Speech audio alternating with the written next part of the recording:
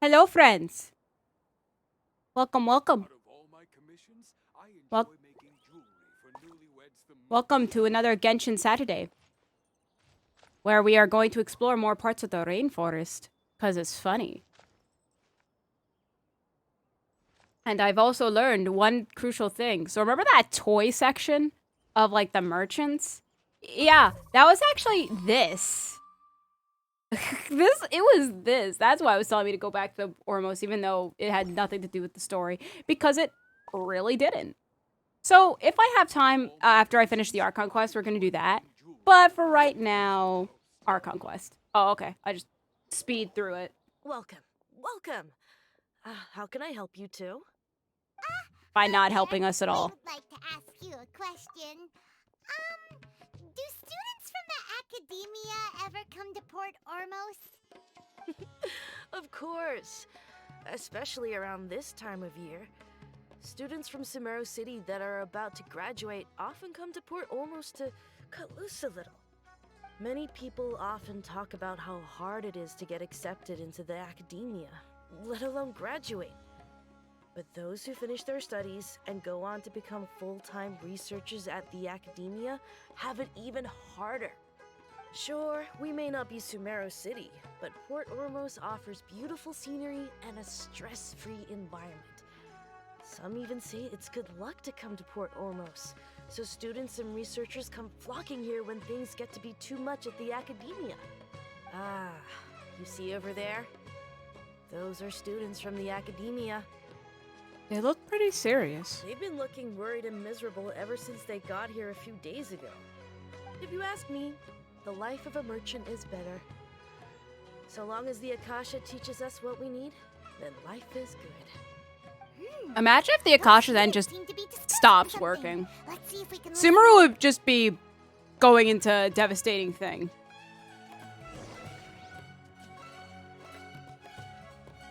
Sorry, I will admit, I'm also eating lunch. So it's a good thing this is dialogue heavy right now, because so I can have time to eat. Tried Let's asking go. around, but I haven't been able to learn anything useful. Not to mention that a bunch of scary-looking Eremite mercenaries have been posted along the streets now. There's been a lot of fighting between the different Eremite factions in Port Ormos. If we choose to move on our own, then it would be wise to steer clear of them. Especially the group that's constantly shouting some stuff about the Scarlet King and some resurrection. I've even heard that the Citadel of Regzar is starting to get fed up with them. What was that group called again? Ein something or other? They're called Ein El Akhmar. Today, I heard that the thing we're after might be in their possession at the moment. Wait, come again? Don't you see? Many of the Eremites in Port Ormos deal with trading this kind of thing. They're usually pretty And wary we have to of say outsiders, this but thing not so with students because of the academia. protagonist. It's because the kind of goods that students are looking for aren't the kind of goods that Eremites are after. As long as they know you're a student, then deals can be made. I've heard that Ein El Hakmar likes to set up shop at the Jafar Tavern. Supposedly, if you're willing to part with 500,000 Mora, they'll give you info on anything. Wait, did you say 500,000? If information alone costs that much, then how could we ever afford to buy what we're looking for? I guess we might as well give up on trying to graduate this way. I wouldn't worry too much. Our field of research is very niche. Who else could possibly be after that kind of shady knowledge? I bet it's practically worthless to anyone aside from us. Well, I guess that makes We're sense. just doing this to graduate. And That's the only it, thing left man. for us now is to find a way in. Why don't we all just pool our money together and pay for the information? Whoa! Did you hear that? A niche field of research and shady knowledge? It all sounds pretty suspicious to Paimon. Is knowledge something people just buy and sell like that? Sorry. All right. Whatever was stolen from the academia was also related to knowledge. So, what's your plan? Let's go to Jafar Tavern. Wait, didn't you hear what they just said? Buying information is going to cost us 500,000 Mora! Have you lost your mind? So, Paimon, the caps are supposed to be costs us 500,000 Mora! Have you lost your mind? That's the correct way to say the line. So there you go. I won't let them off easy if it turns out to be a scam. Oh, alright. should agree to parting with that kind of Mora. Well, we If have you it. know what you're doing, We're not then gonna we should give it. it. A shot. It's probably a scam.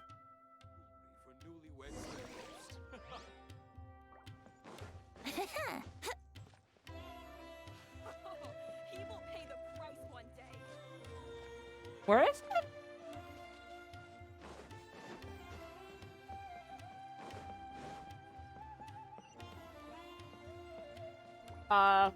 Thank you. I need the sparkles. I don't have the map. I didn't do what I said I'd do in the last stream.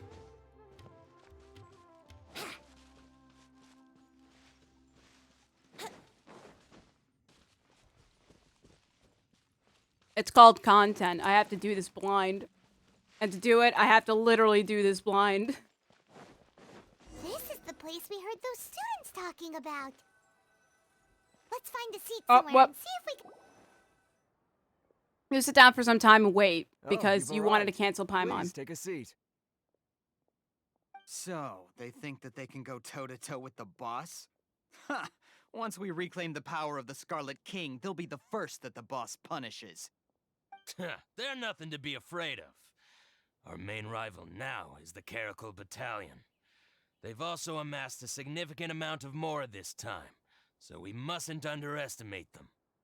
How can the Caracal Battalion compete with the boss when they're nothing but a bunch of money-grubbing opportunists out for a quick Mora? Yeah, with Boss's fervent devotion, he'll be able to use this power to bring our god back this time. Huh.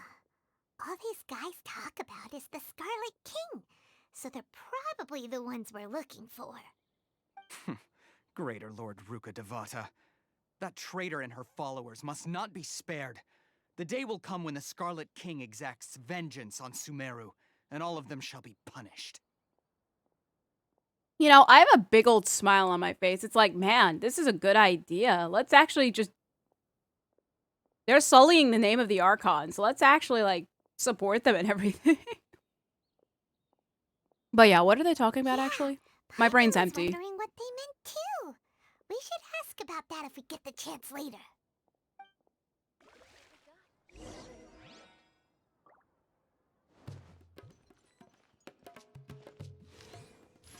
Did you say something about the Archons? Specifically, blessings be to the Animo Archon? Huh? Who are you? What do you want? I'm a student. No, I'm a traveler. A traveler? Now's probably not the time to talk about that. Didn't the students say Eremites are wary of outsiders? No. Fine, I'm a student from the academia. A student? Huh. What's a student from Sumeru City doing in Port Ormos? I'm looking for info about a certain something. Ah, well, if it's info you want, you've come to the right place. The question is, can you afford it? Paimon can't stand to see so much more go. There's no other choice right now.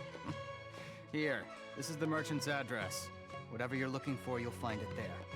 Hmm? Well, what are you waiting for? I just have one more question. Oh, that's right. We heard you mention the Scarlet King just now. We're actually interested to know more because we're archaeology students. That is so Fine. fast, Paimon. Since you've already handed over the Mora, I guess I can throw in a little extra info. As you can see, members of Ain al-Ahmar are devout believers of the Scarlet King. Years ago, the Scarlet King founded the great desert nation that was our homeland. It was an advanced civilization, far beyond anything you'll see in present-day Sumeru. The Scarlet King was the rightful god of wisdom, but he was betrayed by a companion he trusted. She even stripped him of his title, God of Wisdom. So, you mean the traitor was... Greater Lord Ruka Devata, yes. That shameless wretch destroyed the Scarlet King's civilization, and our ancestors were forced to flee to this land where we were made to suffer the tyranny of our enemies. Furthermore, she conspired with the academia to cover up the truth of her actions, and create the merciful and benevolent facade for which she is now known. Ugh, Just thinking about it sickens me. But the story doesn't end there, oh no. The Scarlet King isn't truly dead. The voice of the Oracle has been heard in the desert, prophesying his resurrection. Mark my words, our god shall return. And when that day comes, all followers of the traitor and all the desert dwellers who have forgotten their true god will suffer retribution together. If what I'm saying makes you shiver with fear, it might not be too late for you to become a believer of the Scarlet King. Can you tell us more about the Oracle? I don't have anything to say to you academia people about that. I think this conversation has reached its end. Not just yet. This man is a fraud. Oh. Huh? Oh. You again? Deranged academia lunatic. Yes, it's me again. I already warned you that if you weren't willing to sit and discuss things with me, I'd take measures to make things uncomfortable for you. Listen to me. That address he gave you is fake. Or at least, you won't find a merchant waiting for you there. This group has been boasting all around that they can provide information on a certain item as a means of luring people into their territory. Once you show up, they keep up the act until they have hard evidence that you want to purchase said item. Then they use that to squeeze you for all the more you're worth. Hey! Shut it all, Hatham! What are you playing at, trying to ruin our business like this, hmm? I told you the other day. I wish to discuss my terms with your boss. Ha! The boss made it perfectly clear that he won't negotiate with you. Well, Yes, too and bad. on no uncertain terms. But that was then. It does not preclude him from changing his mind in the future. I'm warning you, don't push us, or this could get ugly. We don't usually get rough with people from the academia because it just complicates things. For a lunatic like you, though, we might just have to make an exception. If you're suggesting that we escalate this from a verbal exchange to a physical one, I accept. After all, even the archons used war to negotiate the ownership of Teyvat. If, on the other hand, we can't agree on any means of negotiation at all, then I'm afraid my next course of action will sting a little more than the mere falling through of a few business deals. I will jeopardize the Eremite's reputation, which I know you value above all else. I am quite confident that if I began to take such action, your boss would willingly approach me himself. However, I fear that by then, some things will have happened that cannot be undone. Also, a word of advice. I suggest you tell your boss exactly what happened here today. Otherwise, he might blame you for not telling him in the future. What did you say? Consider this. Have I ever failed to follow through on my word in the past? This guy is really out of his mind. Okay, But it then. works. If you really have a death wish, let's meet a week from today. The pier in front of the Pharos Lighthouse, 4 o'clock in the afternoon, sharp. Don't expect us to hold back. Not so fast. First, you return the 500,000 mora to them.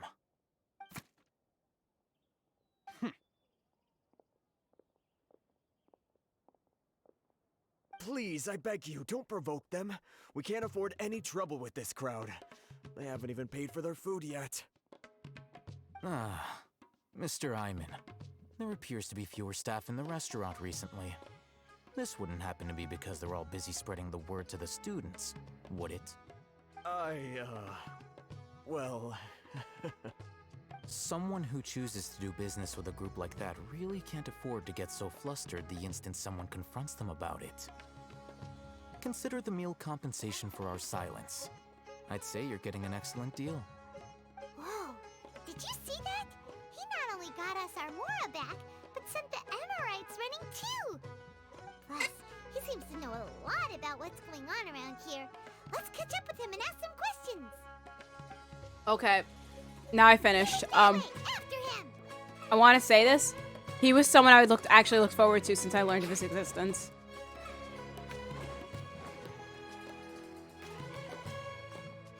Wait up!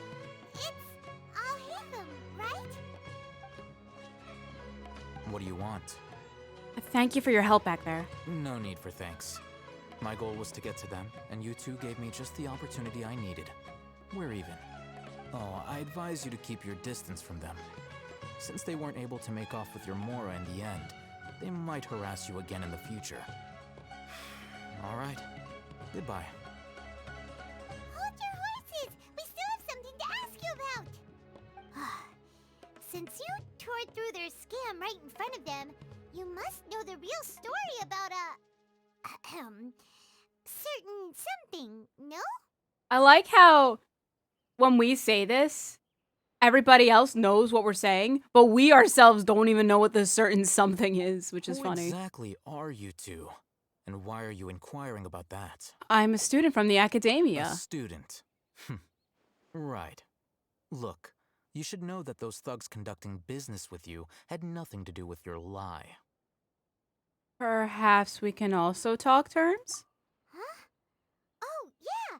She's really strong! Weren't you saying something about a physical exchange? We can help with that. She doesn't even have a vision. Forget it. I don't need one. I can control 4 elements. Maybe not, but she can still use elemental energy. Otherwise, there's no way we'd go asking for info from from guys like that. Those high-headed thugs are definitely gonna bring a lot of backup for your next meeting. Even if you don't go alone, you won't regret taking us with you.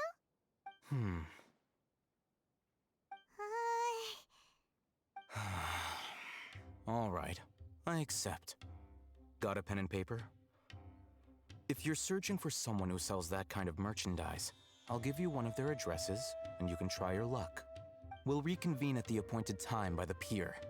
It doesn't matter if you show up or not. So, since you were happy to give us this merchant's information, does that mean you can tell us exactly what we're after? He's like, you don't even know? No. You were willing to part with 500,000 Mora for something and you didn't even know what it was? Nope. Okay. Well, if you truly are as skilled as you claim, then you can beat the answer out of them when they become hostile. Okay. Hey, hello, Furious If Gamer. you're How are you making doing today? inquiries, then you have to know something by now. Tell me what you know so far, so I don't waste time repeating information. We know it's connected to the academia somehow, and that not only do the Eremites deal in it, but some students want to get a hold of it too. What else? It seems like some kind of knowledge. You know almost everything there is to know, but you're unable to compile this information because you've never seen the object before. You caught me in the middle of Pokemon Go. Ah, my bad. So much better. Strep is pretty much gone. Nice! I'm glad you're feeling better from a strep throat. This is what you've been looking for. Huh? Paimon can't tell what it is. It looks like some kind of ornament. This is a knowledge capsule.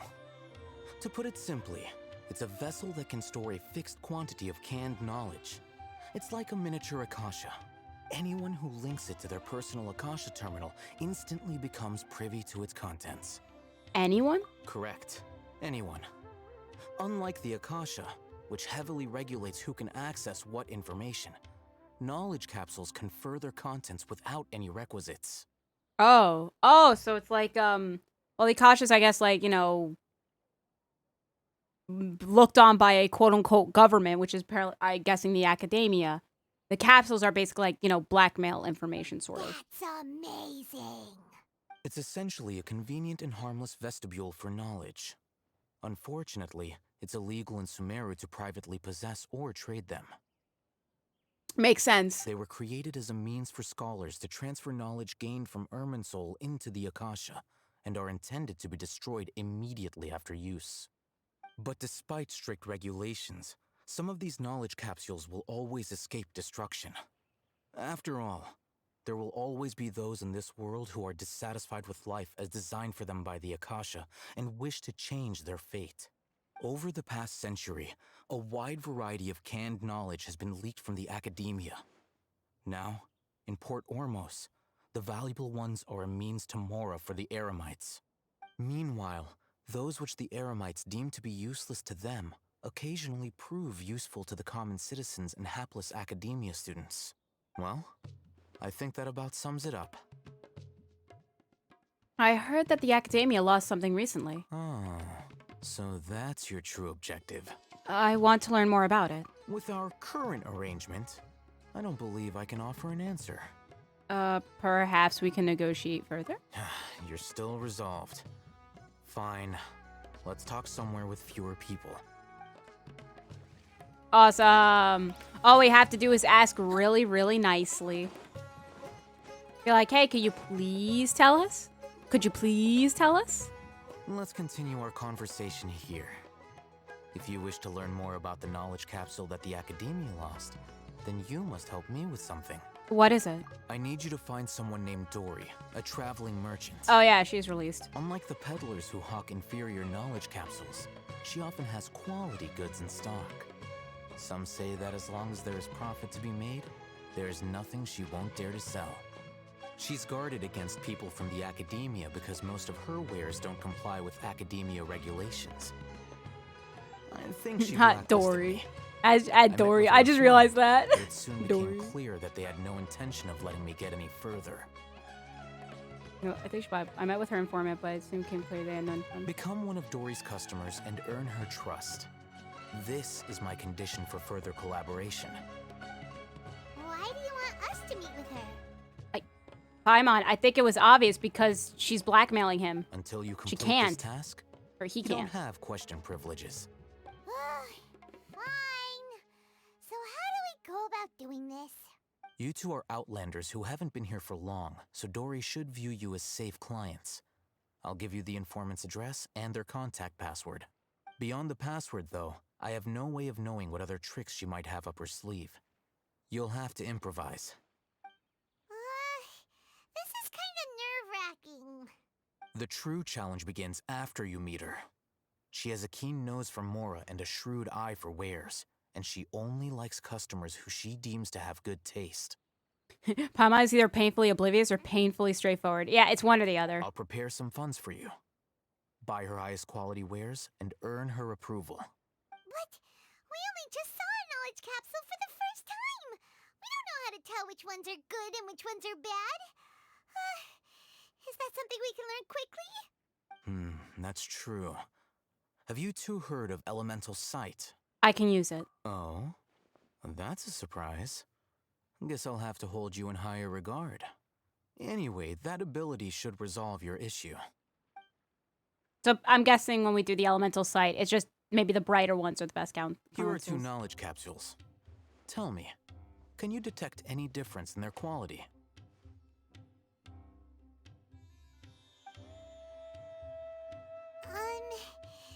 They look the same to Paimon. Try inspecting them with elemental sight. Yep, this one. How'd it go? Did you see anything? The one on the left shines brighter. Rumor has it that higher quality knowledge capsules generally appear brighter when viewed through elemental sight. That's because knowledge originates from Irminsul, the root of Dendro power itself. The more powerful the knowledge, the richer it is in Dendro energy. Wait a minute. The thing with the jade and Liyue. Did all I have to do was use elemental sight and I could actually see where the jade was? However, I actually have to some do that potent next time. knowledge with a high concentration of elemental energy is of little use in contemporary times, so those capsules are of little value. Using elemental sight is merely a stopgap measure, but it should suffice for earning Dory's trust. That sounds pretty impressive. Here's a sheet with the informant's location and contact password, and here is the Mora for purchasing canned knowledge. Don't be cheap. You'll need to spend to catch Dory's eye. If there's any Mora left over, just keep it. Oh, and be sure to exercise some caution. There have been Matra present in Port Ormos lately. Your efforts will be for naught if they catch you. Matra? Probably the police. They belong to the Academia's regulatory body. They also handle cases of illegal canned knowledge transactions. Like I said, the Academia has banned both their trade and possession. The Matra I really are like razor-sharp. his eyes. You're in for nothing good if they lock their sights onto you. If you two want to back out, now's the time. I'll help you find Dory. Okay, then we have a deal. If you succeed in your dealings with Dory, come find me at the Wikela Funduk. We'll have an open discussion then.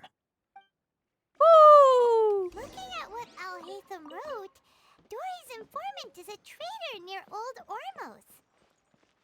Let's follow these instructions and try to get in contact with him. Awesome. Hello. Hello. What are you two looking to buy? Oh, did I actually have to look at the thing?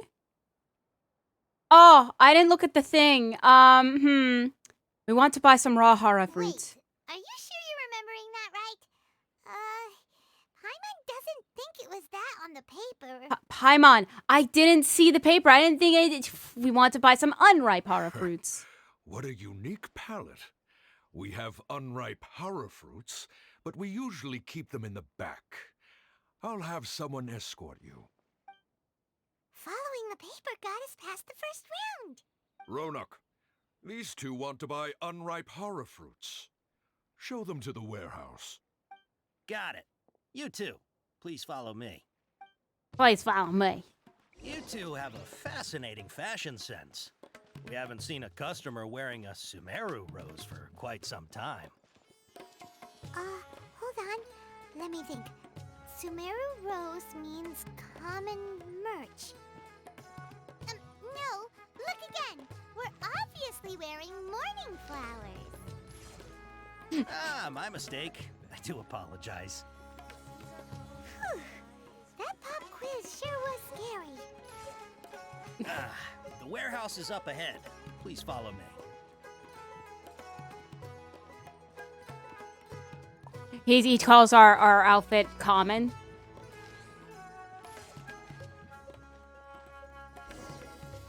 Before I retrieve your products, I need to confirm a few things. Please forgive me, but we may not have sufficient stock for you today. Earlier, many of our hara fruits were taken by mice. I'm sorry to hear. Congratulations to you. Oh, frick. Congratulations to you. If better goods come in, you'll be the first to know. I don't know. I didn't see the Why paper. don't I pick out some fruits that'll make you dizzy? I prefer something that causes heat stroke. No, that's not it. I don't know what the paper was, Paimon. I didn't read it. Answer to erudition. Eating something that causes heat stroke. Ah, I'm sorry. But as things currently He's cautious of us. Let's take a closer look at the paper that All right, let me actually read the paper now. I didn't read it. All right, let me see. Where is it?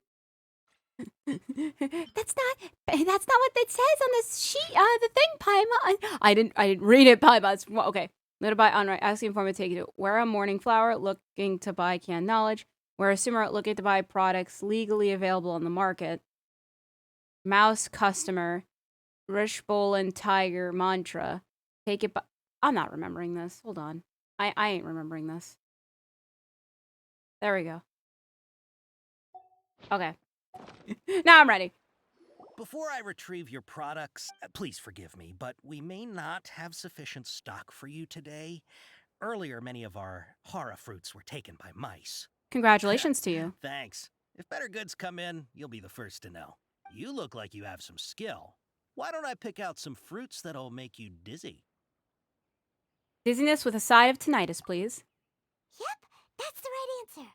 But eating hara fruit that makes your head and ears ring sounds like a bad life decision. Would you like your hara fruits to be packaged in the Sumeru City or Port Ormos style? Okay.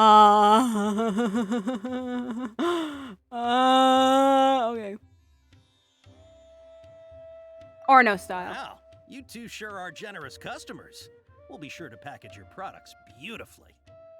Okay, everything has been confirmed. Miss Dory is waiting for you up at... Shoot, it's the Matra! Run! What? The Matra? Where? I'll hate them said we're done for if they catch us. We gotta get out of here. We don't know this area, so let's follow that informant. He went up here.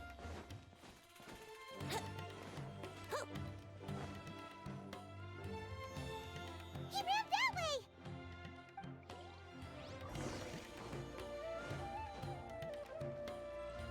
Wouldn't gliding be faster? Wait. How would Paimon know? Oh, I guess up there. Wait, what? Wait, what? He was up there. He's over there! How did we know when he was up there? There's no way. We were at the bottom and he was at the top. What? It's crazy.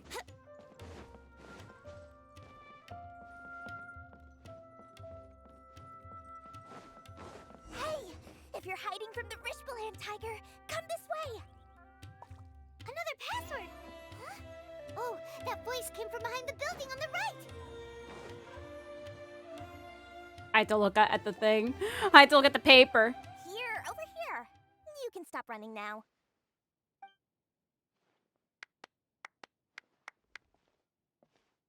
So you were the one who was calling out to us just now. But, are we definitely gonna be safe here? These two good customers wish to buy some horror fruit, Miss Dory. And if there's nothing else, I'll just excuse myself. Oh, very good. Thank you. Huh? Wait, you're Dory? Paimon sure thought you'd look a whole lot scarier. Hey, what are you trying to say, Princess Pea-Brain? I can be scary enough when I need to be, believe you me. If you don't watch what you say, then you can forget about doing any business. Rude. But it seems you two have actually done pretty well so far. Not only did you manage to find the informant, your reactions were also pretty sharp. You don't really look like criminals or anything, but I bet my Mora that you've been involved in some shady dealings, haven't you? Paimon's not sure if that's supposed to be a compliment, but we'll take it. I can't risk doing business with people who start huffing and puffing after just a few paces, no matter how much Mora they might have. Not only will they get caught by the Matra, but they'll also get us into trouble. As decent folks trying to run an honest business, we don't need any of that. Wouldn't you agree? Wow, blackmail the black market at its finest. So that's why I prefer to have customers like you. It's your first time here, but don't worry, I won't ask too many questions. Even if you wish to buy enough knowledge capsules to decorate your house with, please knock yourself out.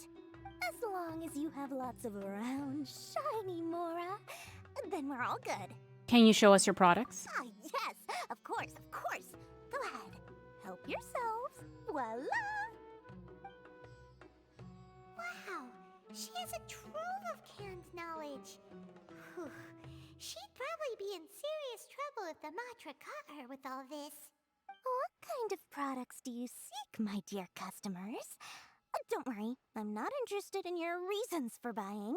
I can, however, offer some suggestions. Take this one, for example. An analysis of the sociological ideology and dialectics of the Hilichurls. Only 3 people in all of Teyvat have ever studied it, making it extremely rare. It's on sale now for 350,000 Mora. Yeesh, who would want to be an expert in that topic? Or how about the architectural styles and construction methods of Teyvat in the early Archon War period? Well, maybe if we were archaeologists, that would have been great, but or if it was about the Archon themselves. Historic architecture preservation and find an excellent, well-paying job in nearly any nation. Ooh, now this sounds like it could be useful. 2 million Mora, and it's yours. No discounts. Whoa, that's a lot of Mora! Of course, you are free to pick whatever your heart's desire. The contents and price of each knowledge capsule are indicated in small text on the body of each one, down at the bottom. Okay. Hello back here. How are you doing? I'm doing okay, thank you. How are you doing today?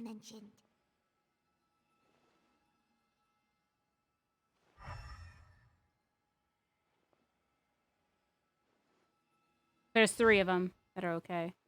I'll take this one. And this one. As well as this one. Ah, you've really got a good head on your shoulders, and quite the eye for quality. You pick and choose a variety of canned knowledge. I'll take these, please and thank you.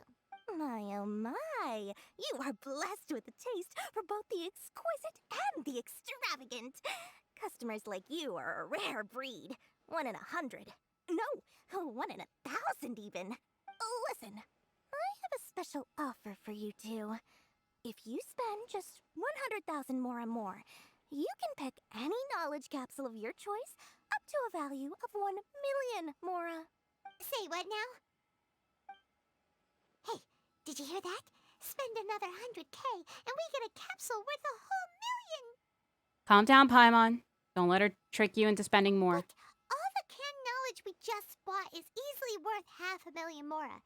If we spend just a little more, we can get something worth 1 million mora. Isn't that a fantastic deal? Think about it. We've gone to all this trouble to get this canned knowledge. And so far, everything we bought belongs to Alhaitham. Aren't you even the least bit curious about how this whole canned knowledge thing works? We're talking instant knowledge here. Don't you want to try it yourself? Paimon, can you be any more louder and say his name any more louder? She's right here. She can hear you. You just want to see me try it. Come on. We still have around 100,000 of Alhaitham's mora left.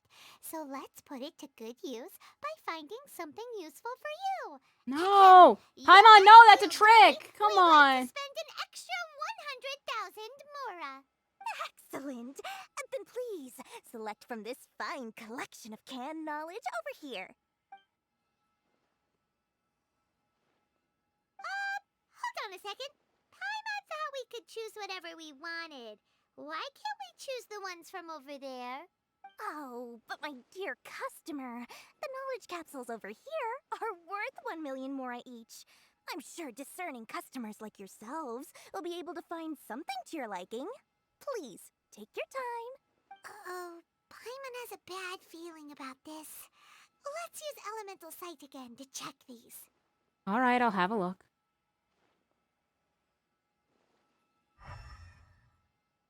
None of them are good. So, what did you see? They all seem to be equally bright. So, they're all worth about the same amount? Well, anyway, the mora's already been spent, so let's at least try to find something useful. Paimon, you're an idiot. That's what you're useful for. Paimon, take a look here. An introduction to traditional Sumeru brewing techniques, the art of growing spices, an overview of ancient runes. Oh, how about this one? Sword Fighting Techniques 8. Not sure we'd ever find volumes 1 through 7, but at least this knowledge should be useful, right? Let's go with this one. Whatever makes Paimon happy at this point. Dory, we'll take this one. All right, very good. I'm expecting some new goods in the next couple days, so be sure to check back again soon. Whether it's canned knowledge or anything else you need, bring your mora to Dory and doors will open. Our dealings with Dory went smoothly enough. Let's head to Wakala Funduk and meet up with Alhaitham.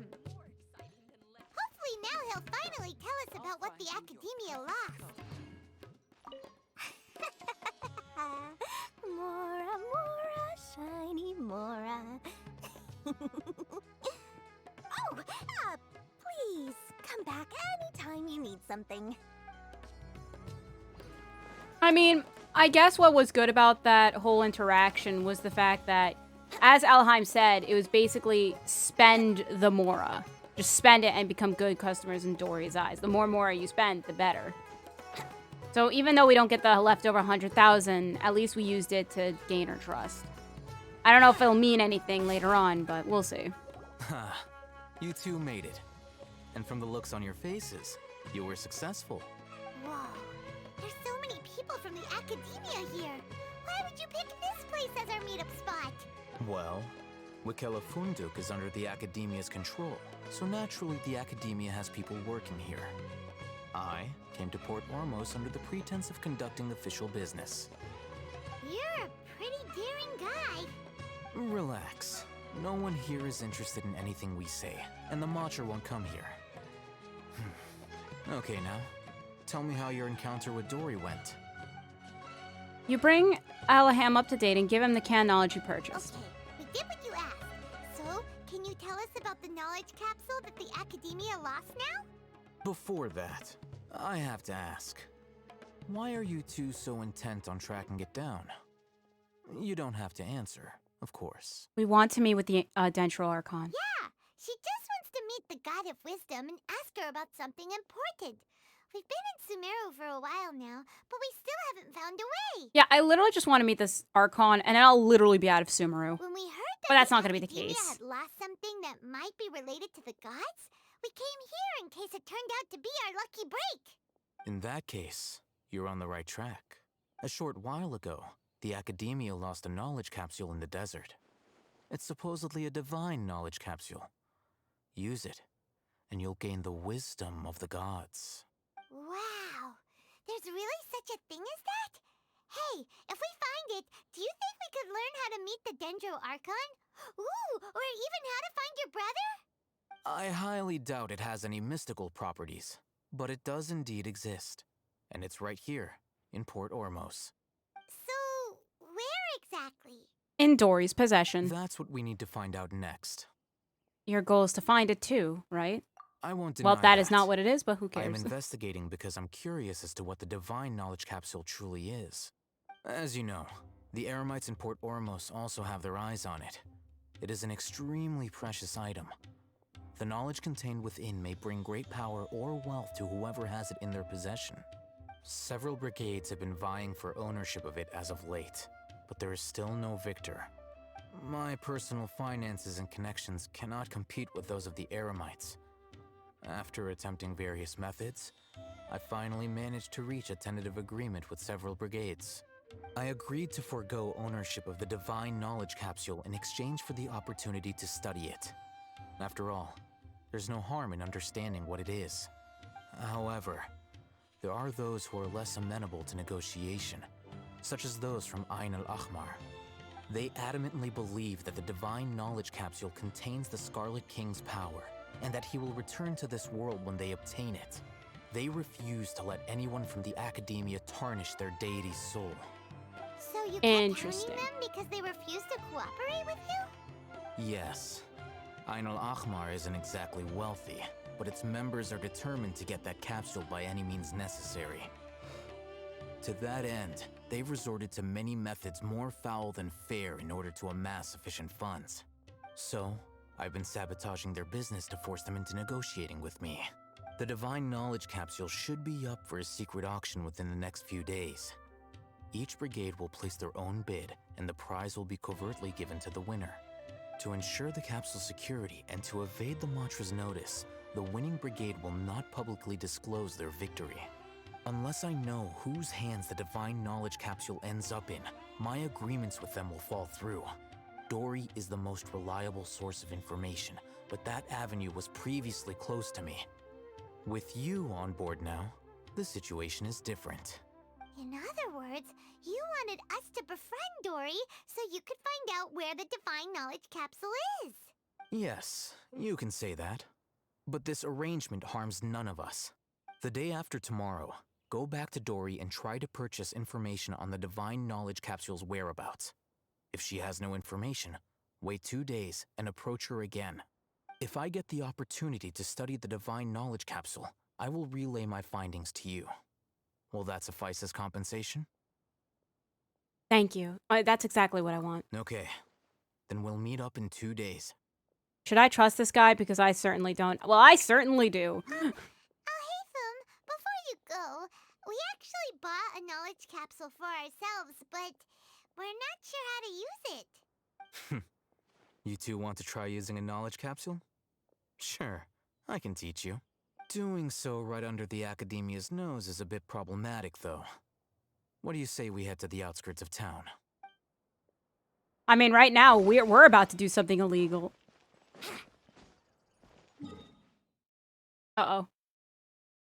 Oh, well, I'm just gonna walk. Yeah, I was going to, get the map, but I forgot. Alright, let me go on my boat. Oh, can I even reach it? Uh-oh.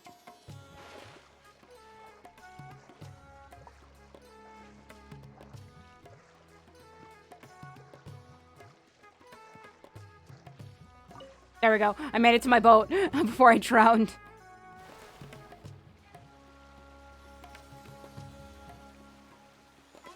I could probably probably go up there while we do this, depending on where the thing is.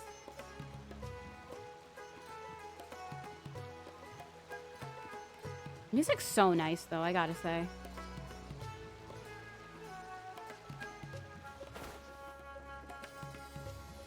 Ooh, and there's something there, too. Alright, this place works. Show me the capsule you purchased. Here. Sword Fighting Techniques 8. Huh. A combat class knowledge capsule.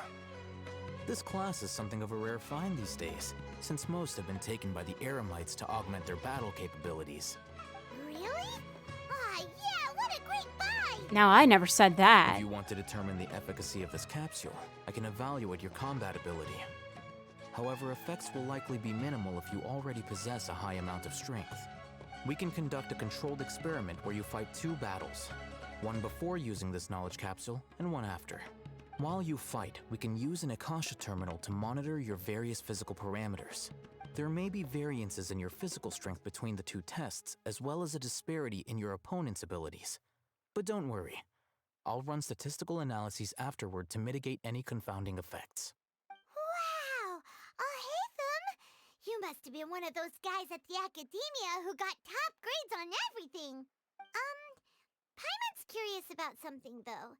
You definitely weren't one of those students who needed canned knowledge to graduate from the academia, right? So why are you risking getting caught by the Matra for this capsule? I'm also curious about this. When you are unable to understand a researcher's actions, most cases can be attributed to curiosity.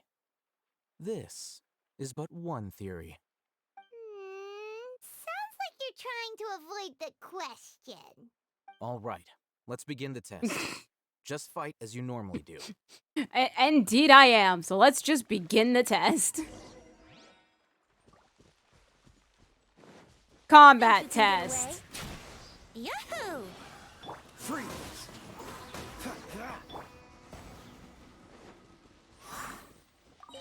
Summon a black All right. hole. I'll link your Akasha terminal to record data. The next step is to use this knowledge capsule. Hold it in your Capsule. hand. I'll help you establish a connection with it so you can activate its power. Open your inventory and use the thingy. Spot the booth. You have no idea where the first 7 in the series are, but things will always be useful, probably, maybe. As if I saw countless sword-wielding figures fighting one moment, and then in the next, they disappeared into the recesses of my memory.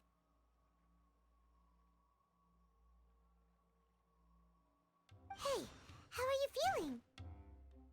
I felt something for a moment. You mean that it worked? All right, time for round 2. Fight with the same composure as before. Wouldn't gliding be faster? Same exact way.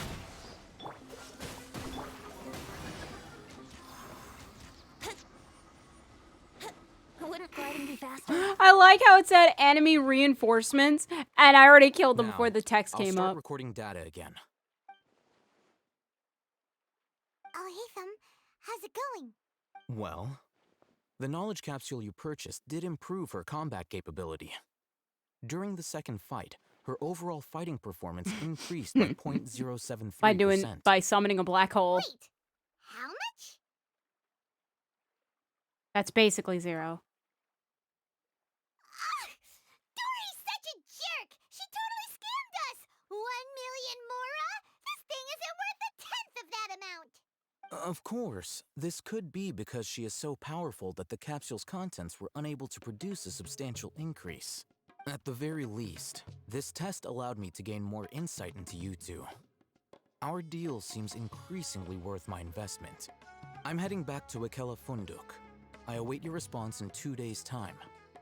This is Mora for when you ask Dory for information. Pay her as much as she requests. I mean, this is great. Like, this guy's rich, though. You gotta say. Because, like, you know. Yeah, I know it says wait 2 days. I want to get that real quick.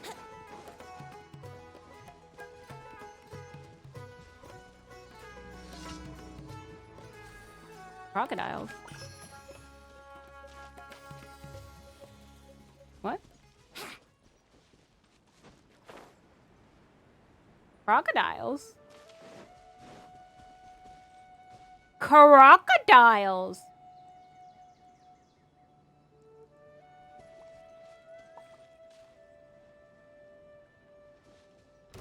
Oh! Brace yourselves. Oh, okay. Gliding All right. faster. Hey, it's the creature we saw. What's going on?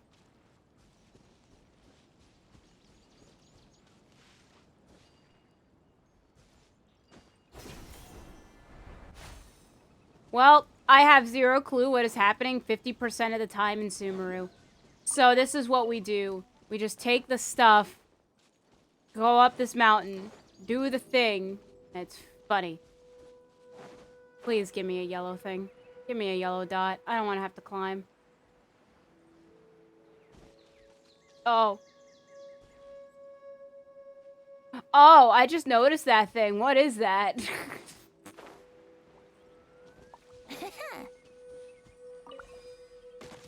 All right. I have to use a charge shot. Yeah. There we go.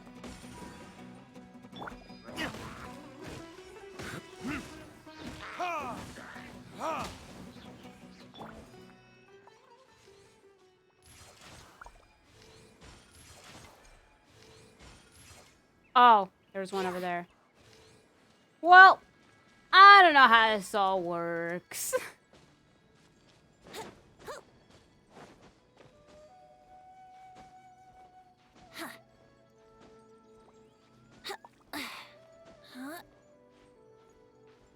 Oh.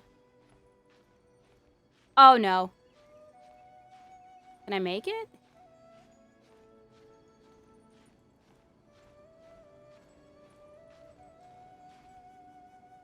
No. I can't. That is not... Yeah. Gonna give myself a little boost, and then I'll just climb up.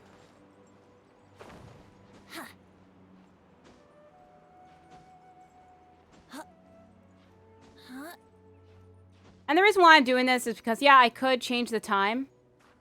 Oh.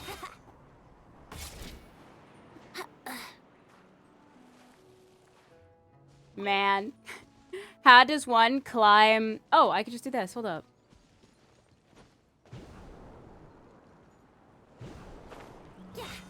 Hold on. I think it's this. No, my sword.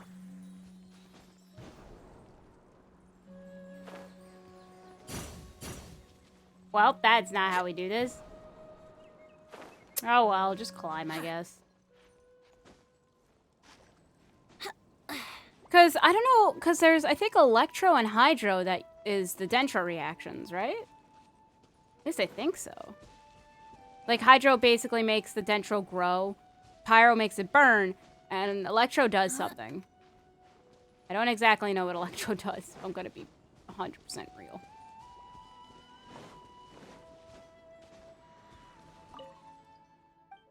There! Tap! Oh, jeez.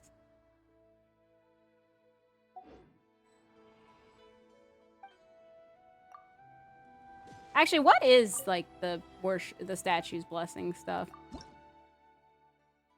Ah, same as, Inazuma. Where you get the, whatchamacallit, the, keys for the shrines. Okay. So let's go back. And just speed up time because it's funny. There. But yeah, I hope everybody's doing well. Hope everyone's doing okay. Having a good day, good weekend so far.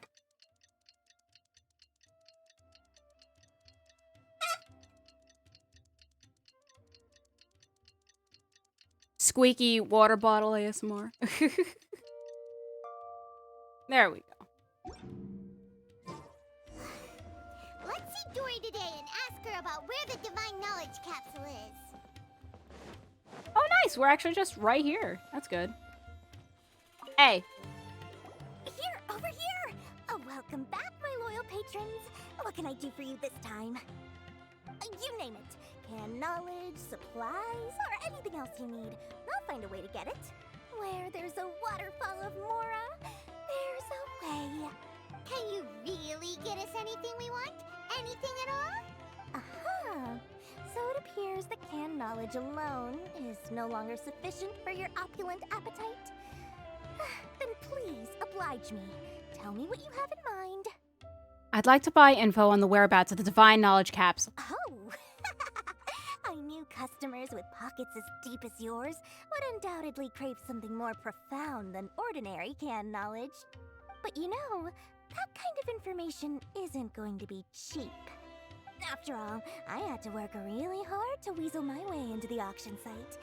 Not to mention that if anyone found out that I was the leaker, I would be in big trouble. Yo, I think when this is all done and set, let's just rat her out. That'd be funny. Be sure your information is accurate. Paimon's curious how you just happen to have this kind of info the moment we need it. Because to me, anything of value is what I consider to be my supply. Therefore, I must always be aware of what's hot on the market in order to secure more sales. As for the information's authenticity, well, you've no need to worry about that. I used a camera to take a picture of the transaction. That way, no one can dispute it. Name your price. It's always a pleasure doing business with such sterling patrons. Now that you've paid in full, here's the scoop. The Divine Knowledge Capsule was purchased yesterday by a certain Misery, the leader of Ain El Ahmar. Ain El Ahmar? You mean the Eremites who worship the Scarlet King? Ah, so you're already familiar with them. So basically, we're gonna go raid it and get it back. The group That's has done good. everything in their power to obtain the Divine Knowledge Capsule. After all, they believe it contains the power of the Scarlet King. That Divine Knowledge Capsule is unlike any other canned knowledge I've seen before. It was glowing bright red. The capsule is clearly visible in the picture I took. You can look for yourself. Thanks for the info, Dory. Please, it's my pleasure. It's all thanks to discerning customers such as yourselves that my efforts yesterday were not in vain. Please, don't hesitate to contact me if you ever need anything else in the future. Mora for Dory opens doors.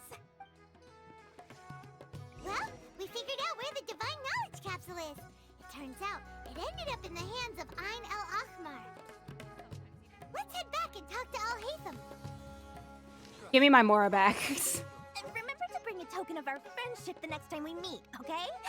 I like to think it's built on a firm foundation of solid, shining Mora. A token of friendship? Okay.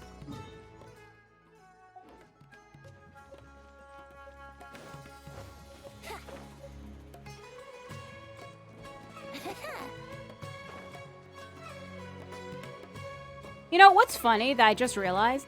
Gliding is a thing in Mondstadt. I don't think anyone else really has any gliding.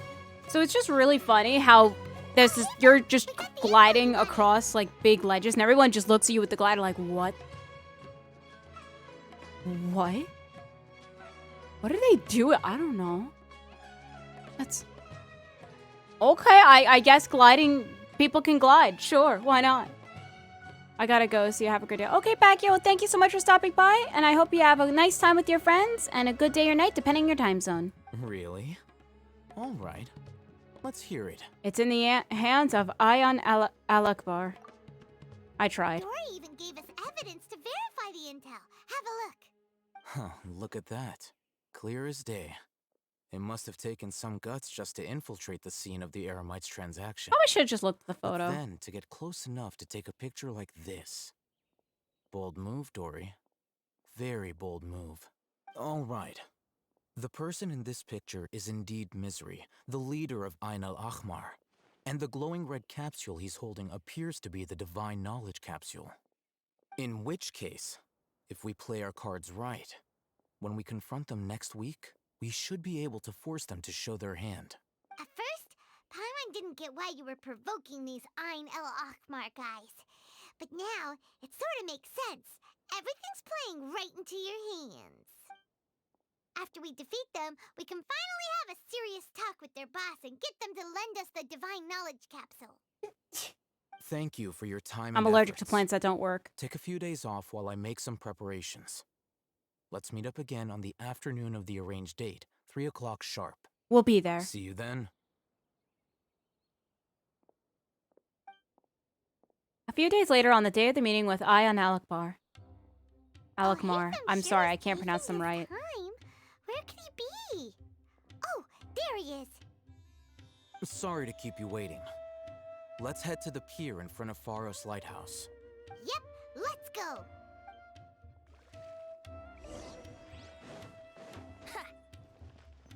Is it the other side? It's the other side. I think it's that pier. Okay. Yahoo! Yahoo!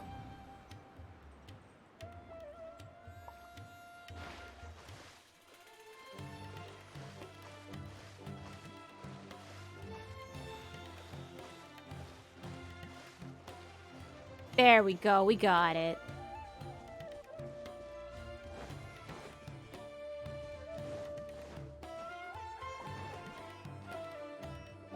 Oh, hey, Thumb. I knew you were crazy, but I didn't know you were crazy enough to actually show up. It was I who demanded that these negotiations take place. I was more worried that you might go back on your promise.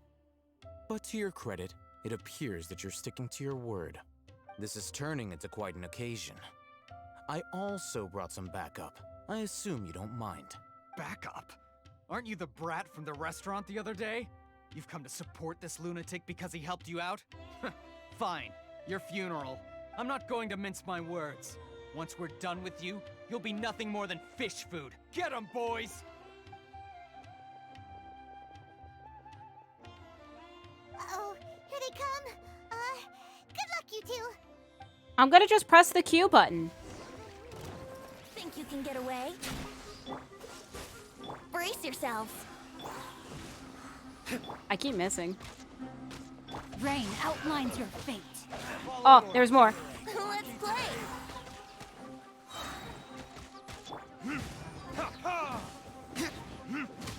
Yahoo! Dodge this. Done.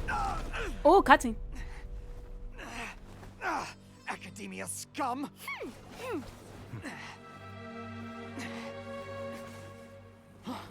Boss! Finally!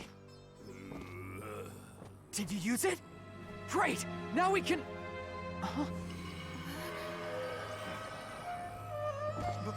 Boss?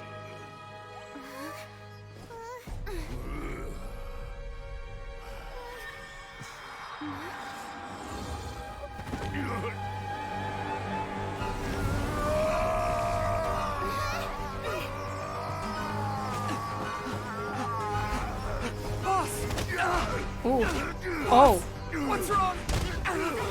What happened to him?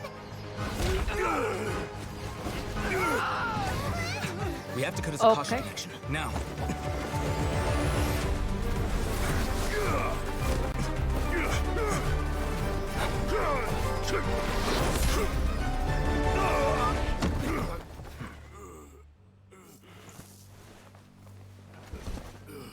Target acquired. Arrest him.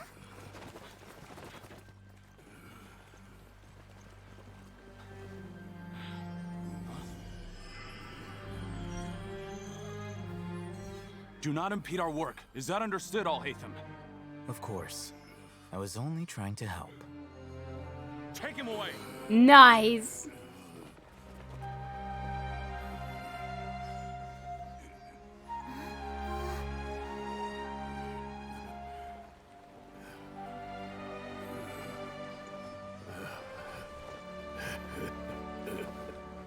World, forget me. Oh.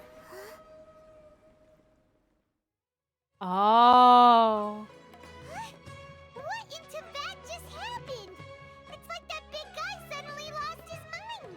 I'm sorry. That cutscene was awesome. It looks like he used the divine knowledge capsule. You mean the divine knowledge knowledge capsule did that to him? Speaking of which, Hypatia did mention. Oh, yeah. You mean how some researchers go insane after getting knowledge from Irminsul? I've heard of numerous incidents of researchers in Satyavada life going insane. The state that man is now in suggests that this is a similar situation. This divine knowledge capsule does appear to be linked to the gods, but beyond that, it doesn't seem anything like the rumors suggest. Possessing it doesn't grant you divine wisdom or power. Did you hear what he said? World, forget me. What could that possibly mean? That's exactly what I heard before at Irismal. If the mantra took him away, then that means the Or Academia Imsal, got whatever. the divine knowledge capsule back too. What a shame. We were so close. Paimon, you didn't see this boy here? You didn't see this guy here? The mad lad? Still, He has it. Paimon didn't expect the divine knowledge capsule would be so dangerous. Imagine if we tried to open it. Oh, who knows what would have happened to us? I mean, I'd be fine. As things stand, there is no reason for me to remain in Port Ormos. I believe our collaboration has also reached its end. Oi! No, you have it! I saw you! Oh, we were so busy trying to find the divine knowledge capsule that Paimon forgot to ask you something. Since you're a member of the Academia, do you have any idea how we can go about meeting Lesser Lord Kusanali? Truthfully, I don't. Lesser Lord Kusanali appears to exist outside of Sumeru's entire administration. Most of the time, you wouldn't know she exists at all. Moreover, since the Academia possesses the Akasha, a symbol of our deity's wisdom, scholars have no reason to desire to make contact with the deity herself anyway. That's so mean. Everything about Lesser Lord Kusanali is such a mystery. I'm heading back to the Academia. How about you two? It's almost the day of the Sub-Zero's festival. Maybe we should head back too. We've been rushed off our feet over the past few days, so maybe a little rest and relaxation will do us good. You have a point. Then we'll part ways here, Alhaitham, until we meet again.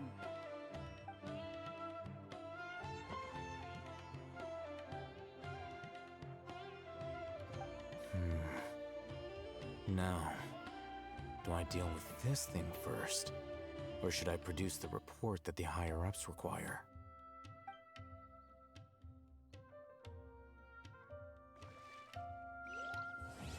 Oh, that was Act 1. We still need to do Act 2. Oh, he's gone now. Well, time to go to Samaru. That's sad. I like Alhaim, though. Well, I gotta say. Though I don't really like how he kind of hid it from us. Well, then again, we both saw the effects of it, so I think he more did it to... Either he has an agenda as well, or he would try to protect us, because he doesn't know that we saw it. Paimon thinks she must be around the Grand Bazaar, since she showed us around there last time.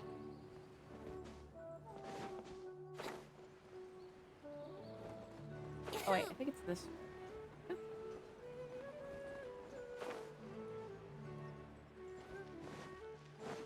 Yeah, it's this way. This way. This way. This way! I figured it out. Let's go. I got through this maze. Ooh. There she is! Dinyarzad! We're back! Just as promised, Traveler and Paimon. I'm so glad that you two came back to celebrate Lesser Lord Kusanali's birthday. It looks like we made it back in time. Indeed. The festival's tomorrow. We've been preparing for so long that I can't help but feel a little nervous. There's no need to be nervous. Paimon's sure that Lesser Lord Kusanali will feel everyone's gratitude. Thanks, Paimon. I hope that everyone who comes to the festival will also have a good time. Speaking of which, did you manage to make your way to Port Ormos? Discover anything over there? Of course we went. A lot of things happened there. Unfortunately, we didn't find any new information on Lesser Lord Kusanali. I see. Sounds like you two had another exciting adventure. If there is another chance, I would love to join. No, you wouldn't make it. My lady, if you went to Port Ormos in your current state, we'd both be in for a lifetime of trouble. Dia, you were eavesdropping. It's called covert protection. Keeping an ear out for what's going on around my employer is part of the job. It's all right, Dia. I merely said I would like to go. I know better than to think my body could handle it. The festival's tomorrow. I've been doing nothing but causing trouble for you. So Dia, please take some time to relax. I'll be fine. Even when you put it that way, it still doesn't feel right. Don't worry, my guardian knight. Okay, fine, but only tonight. Tomorrow's a big day, and many no-good scumbags are gonna try to take advantage of that. Oh, you two must be exhausted from your long journey back to the city. Yeah, very hard My journey of apologies for not teleportation. noticing this sooner. I've already prepared a room for you to rest. Please follow me. Whoa, you're so thoughtful. Paimon's so ready.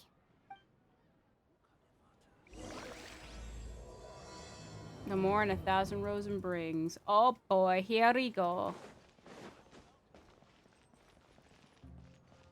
I mean, I still have just the feeling of how this is gonna end up.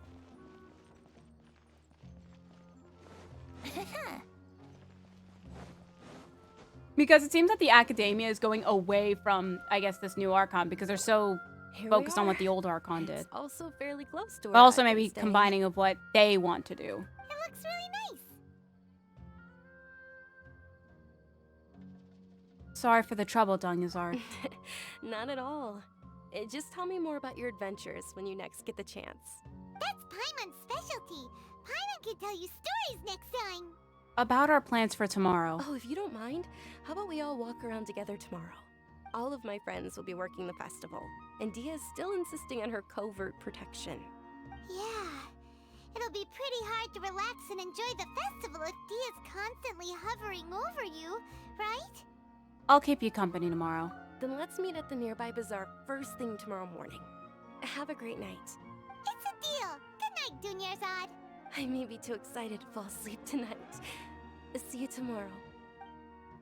Paimon's starting to really look forward to the Sub-Zero festival too.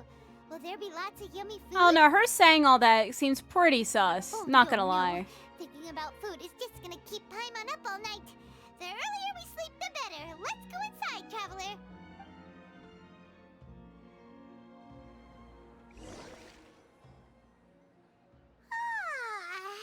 Did we oversleep?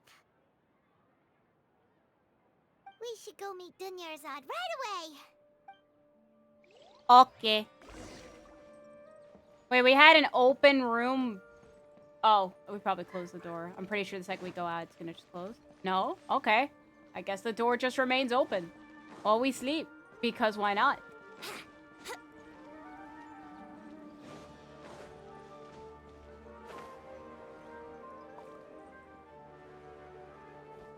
Hello. Wait, what? I thought she was wearing a hood for a I've second. been waiting for you two. Good morning, Dunyarzad. We must have overslept a little bit. Not at all. I arrived early. Today is finally here. I must cherish every moment as if it were gold. You've worked so hard for this day. You gotta enjoy it to the fullest. You know it. Oh, it's just that, as expected, I had some trouble falling asleep last night. I'm hoping my body won't be too much of an issue today. Well, shall we? Let's start with the stalls over there. Oh, I guess we're walking. Many vendors came out of the blue to support the event, and they insisted on covering costs themselves. Let's go give them some business. Well, okay. They paid for everything out of pocket? Oh, sounds like you're not in this just for the Mora. They all said that contributing to a lively festival atmosphere is more important than money. Especially since we don't often get to celebrate Lesser Lord Kusanali's birthday. Ooh, What's they're with selling food over that way. Let's go take a look. What's with This is a stall thing? offering foods from the Haftmewa feast.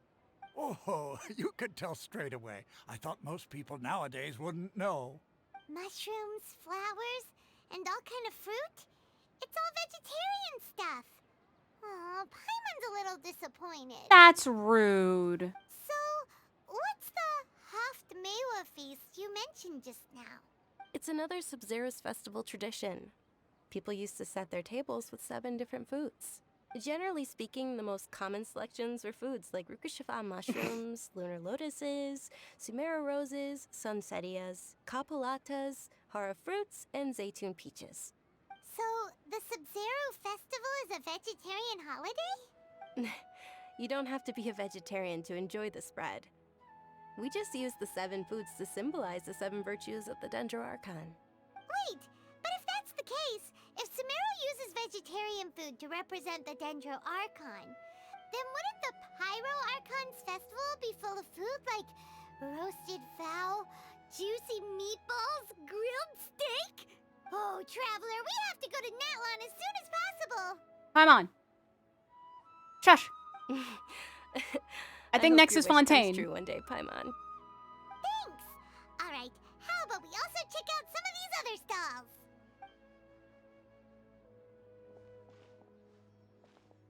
Dear customers, would you like to try your hand at alchemical divination? What's alchemical divination? Those two things sound like they'd be fun to try together. Right? I thought the same when I first heard about it.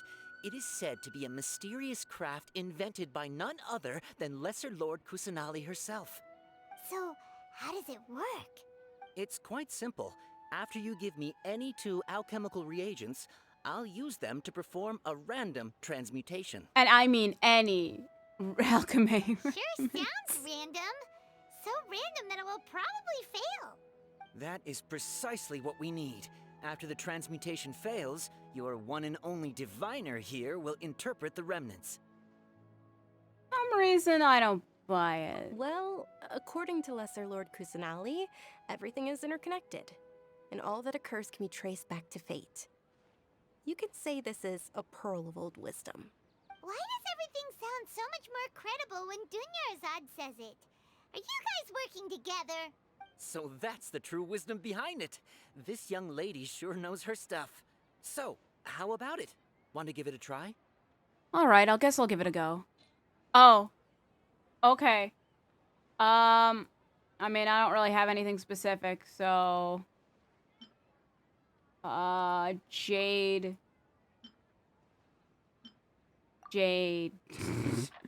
No, hold on.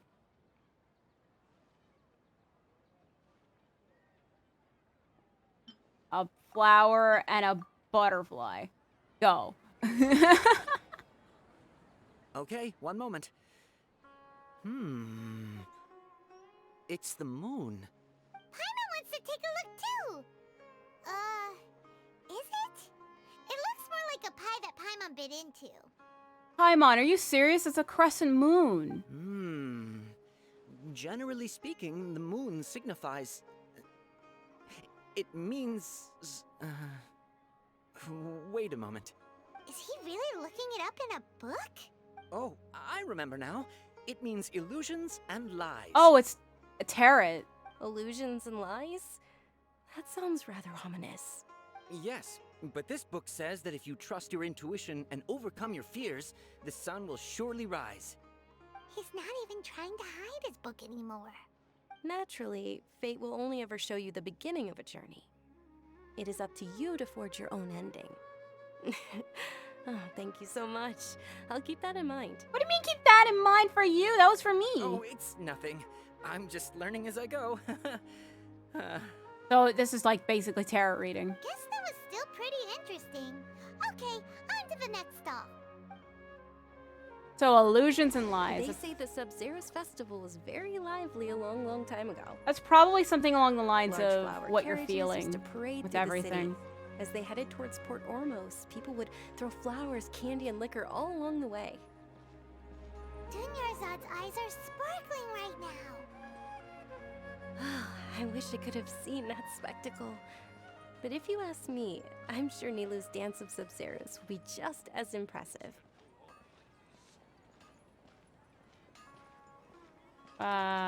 She's gonna be like, oh, I couldn't do it.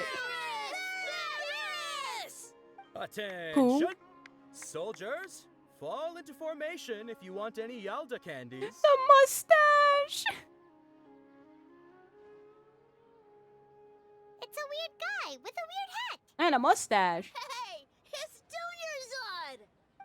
Dunyarzad! Miss Dunyarzad, the children love you even more than the Yalda candies.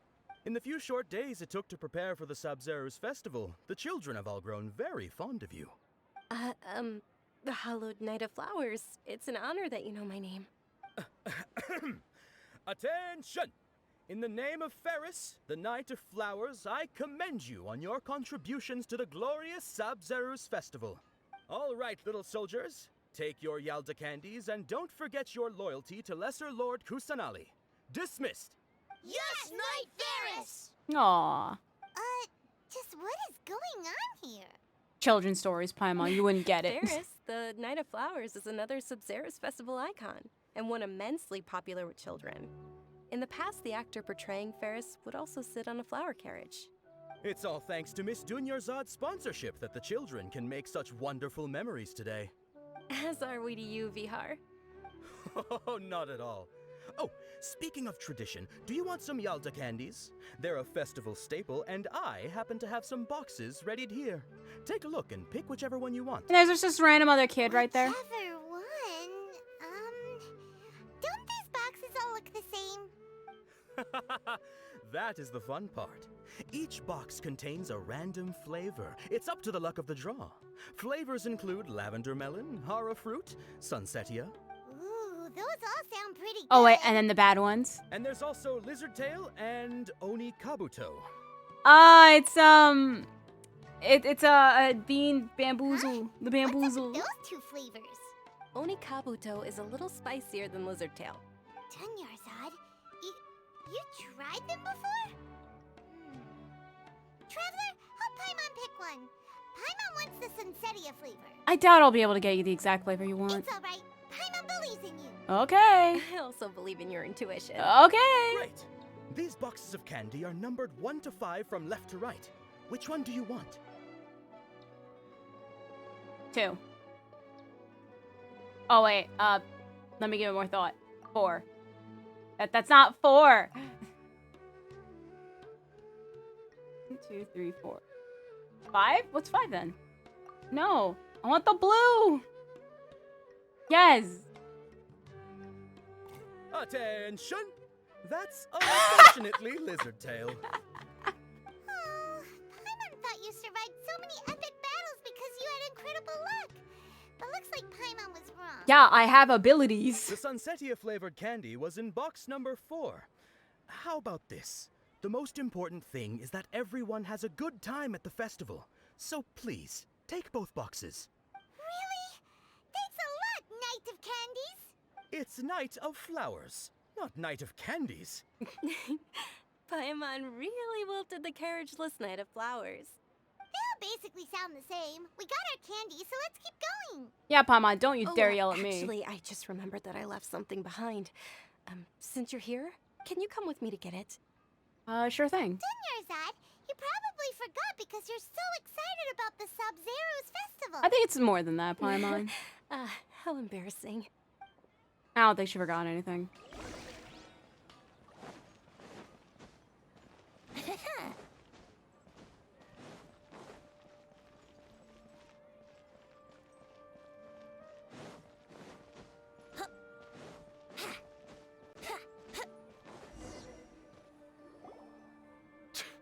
We're too late.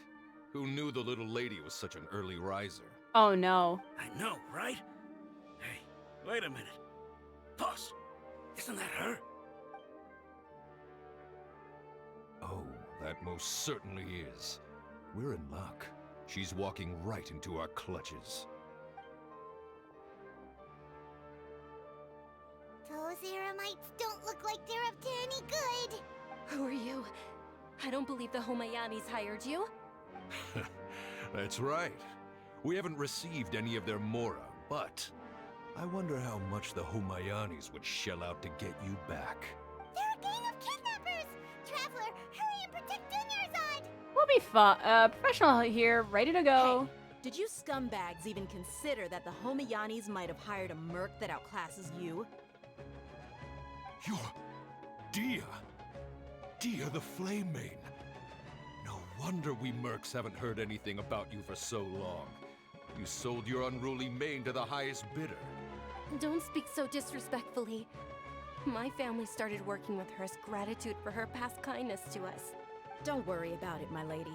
Just some friendly banter between mercs. One punch and those rabid dogs will expose themselves for what they really are. Aren't your claws all dull by now? Don't get too cocky! Traveler, take Miss Dunyarzad to a safe location. No, we're gonna stay and help. There's too many of them. We can't guarantee anyone's safety here. You're right. All right, fine. Please be careful, Dia. I had to read first and be like, Don't waste wait, your time what did they worrying say? about me. This is my job. Look out for yourself. After I've wiped the floor with them, I'll go find you all.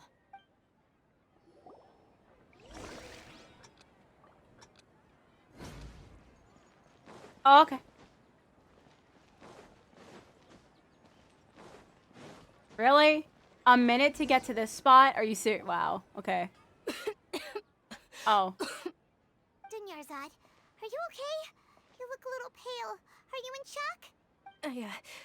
I'm fine. My body always reacts like this whenever I exert myself too much. You sure you're okay? I'll be fine after some rest.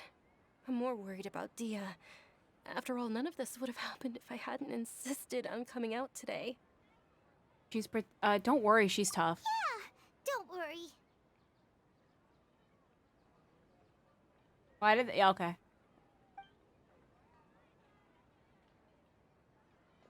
My lady, Traveler, found ya. Dia! You took care of them so fast! Any more of them?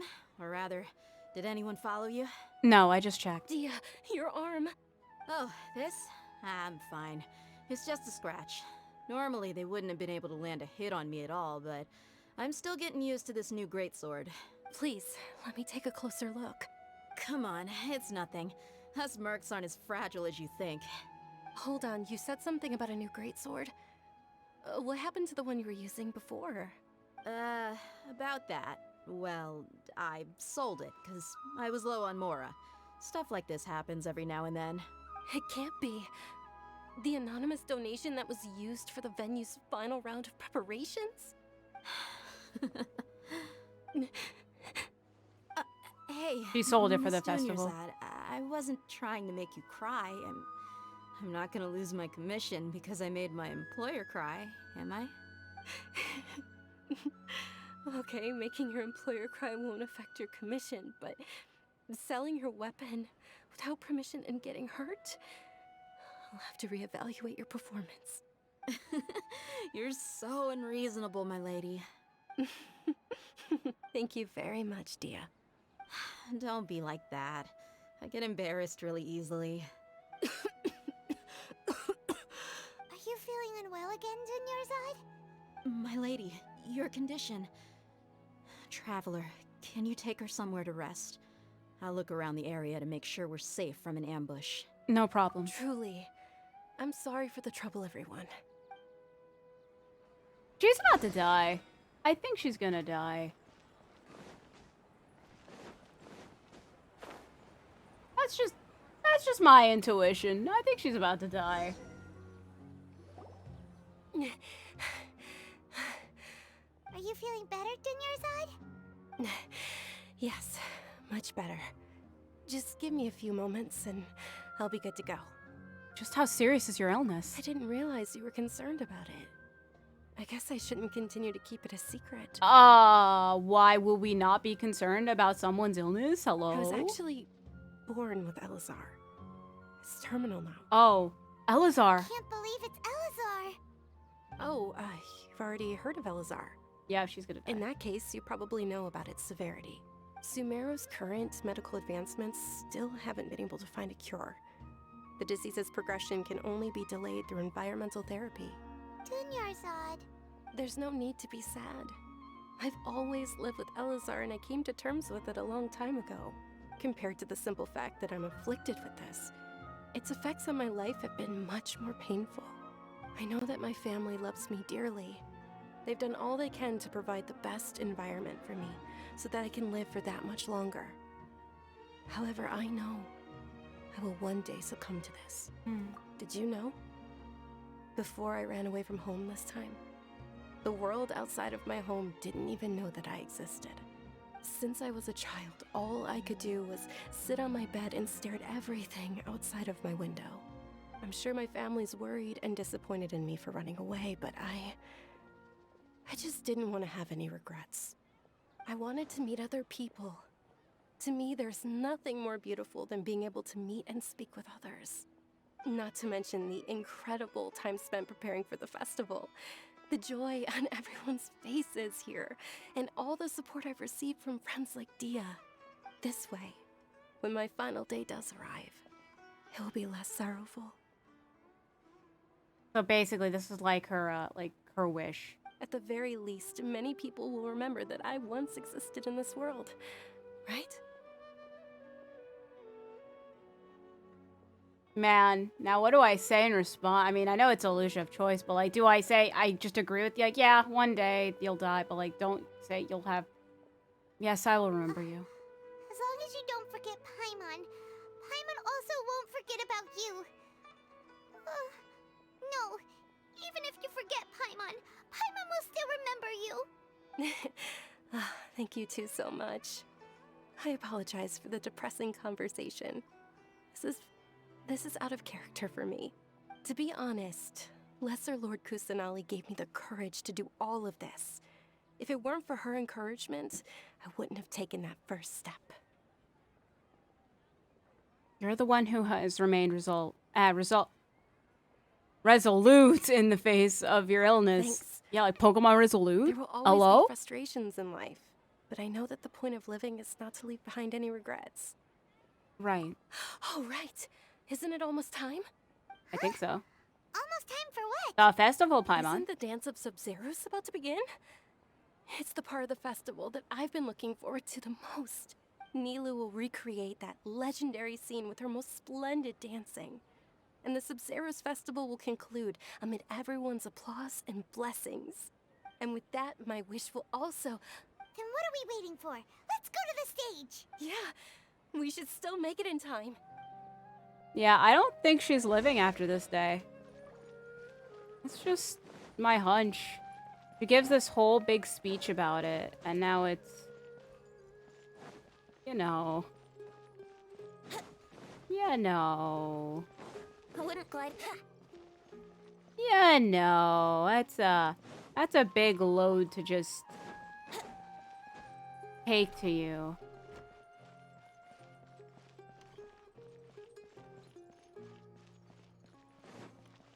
Wouldn't gliding be faster?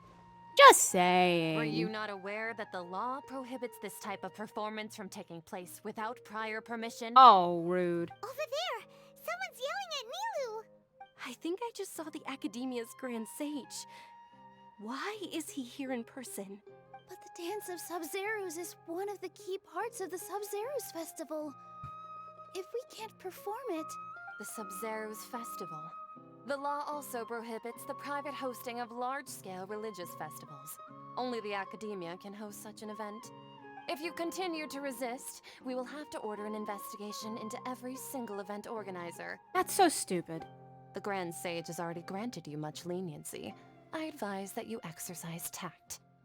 How did things turn out like this? The Academia was originally responsible for the Sub-Zeros Festival, but they failed this responsibility for many years.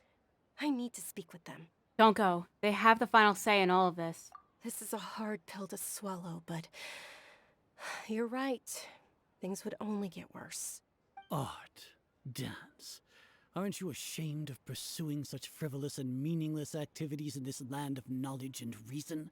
No. Our archon created the utopia that is Sumeru City for all scholars who sought validity, verity, and truth, while people like you wish to defile it. No. I believe that our archon never rejected the arts. Even the goddess of flowers dedicated a dance to her. With your lack of intellectual credentials, I do not believe you are qualified to debate Wow. with me. What you should be doing is finding workers to tear down this ridiculous eyesore. Wow. Did you really just say you're too stupid to even talk to me? Wow, When we that's... return, have the scribe draft an ordinance before the next Nyargarbaha Day that prohibits public art performances. We will announce it to the public later via the Akasha. Understood. I will inform him when I return. So dumb. The Sub-Zeru's Festival. Go celebrate the birth of that god to your heart's content. Nilu, are you okay? Oh, Dunyarzad. You all saw that just now? The Grand Sage ordered us to stop the performance. Yeah. Let's go somewhere the Academia can't find us and perform there. But how do we let everyone know? And what about the atmosphere on the stage? Or we could get people to block them off so they can't interrupt the performance. No. They just threatened to investigate the organizers. If we were caught... Nilu, it's alright. Don't worry about it. But you've been looking forward to the Dance of Sub-Zero so much. And I know how important this festival is to you.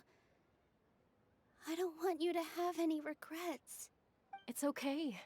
Seeing you care this much about my feelings is more than enough. It would be too risky to continue the Sub-Zero's festival at this point. I don't want to get everyone in trouble.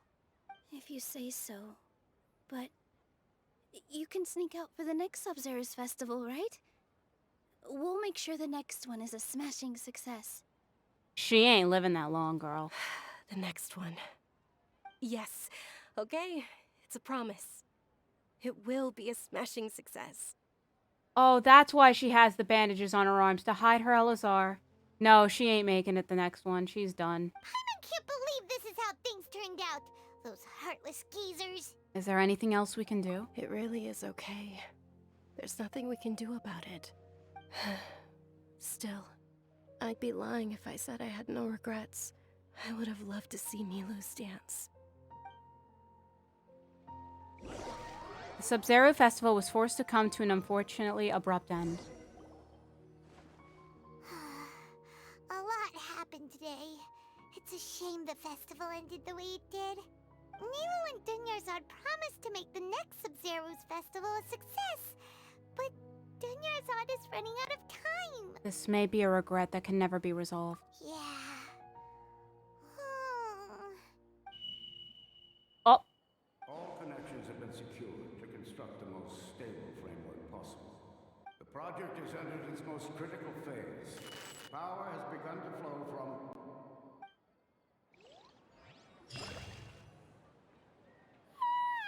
Oh? Dream? Oh, we're gonna be late! It's all because you wouldn't get out of bed! We should go meet Dunyarzad right away! Wait, what? Oh, okay. Did we just...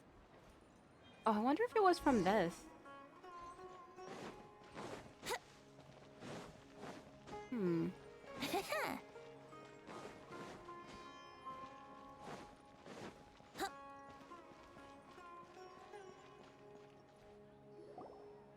Good morning, Dunyarzad. Sorry we're late. Not at all. I arrived early. You seem kinda tired. Did you not get enough sleep? I'm doing well. There's no need to worry. Shall we go? Let's start with the stalls over there. Wait, what? Sure! Traveler? Why are you just standing there? Let's get going! What?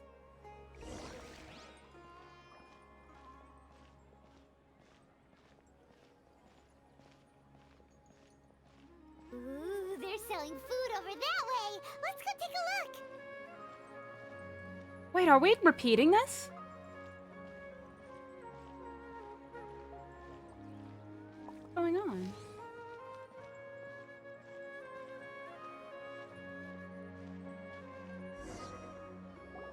This is a stall offering foods from the Haftmewa feast. You are quite well informed, miss. I thought most people nowadays wouldn't know. We're repeating it. They're all plants! Actually, what is This is the either a host dream or you mentioned just now? It's one of time. the Sub-Zerus Festival's traditions. People used to set their tables with 7 different foods to symbolize the 7 virtues of the Dendro Archon. Something feels very familiar. Appear to be in the form of the moon. Really?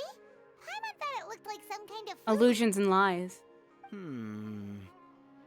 moon signifies... It's escaping me for now. Wait a moment. Is he really looking it up in a book? Oh, right. It means illusions and lies. But if you trust your intuition and overcome your fears, the sun will surely rise. I feel like I've heard this before. Is this deja vu? Understood. I'll keep that in mind. Oh, it's nothing. I'm just learning as I go. Guess that was still pretty interesting. Okay, on to the next stall. So, where to next?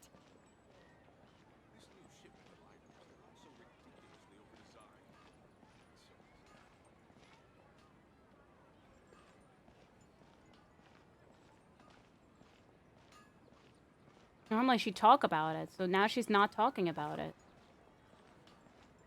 That's weird. Is this a dream, or did time really just repeat? Lesser Lord Kunal just said, forget it. We're repeating this till you allow this to happen. All right, soldiers. Now that you have your Yalda candies, don't forget. Yes! I'm just gonna skip this because it's the same thing. What's going on? Ferris, the Night of Flowers, is another Sub-Zerus Festival icon and... It's all thanks to Miss Oh, do you want some Yalda candies? I happen to have some boxes ready here. Take a look and pick whichever one you want. What's to pick? Don't... Ooh! And there's also... What? Traveler, help Paimon pick one. Paimon wants to eat the Sunsetia flavor. Great! These boxes of candy are numbered 1 to 5 from left to right. Which one do you want? Definitely number 4. Ah, excellently chosen. Number 4 is indeed Sunsetia. Ha! Paimon bet you had incredible luck, and Paimon was right! That just now. I don't think it was luck.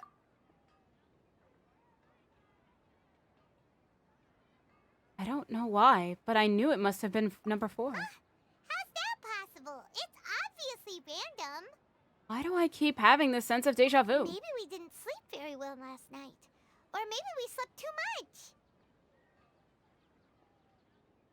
I'm sorry, Dunyazard, but I need to leave for a moment. Oh no! Sure.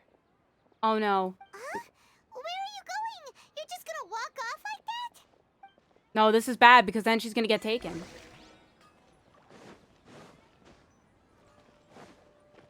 Oh no.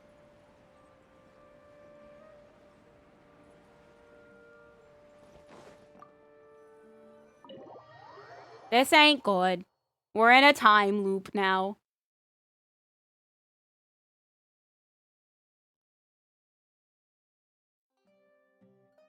A feeling of deja vu?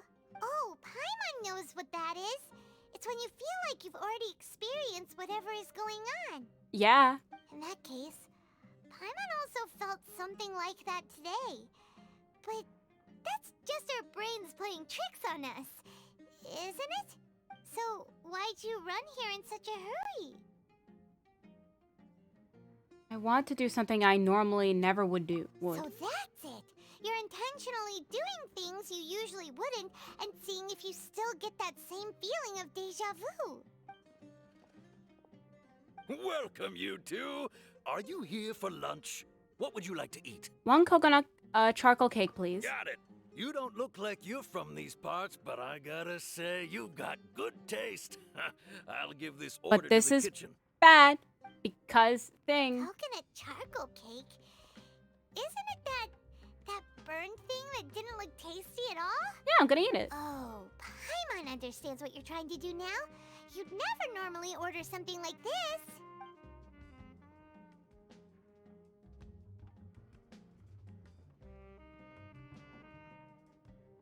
That thing? Are you really gonna eat it? Isn't this going a bit too far? Here goes.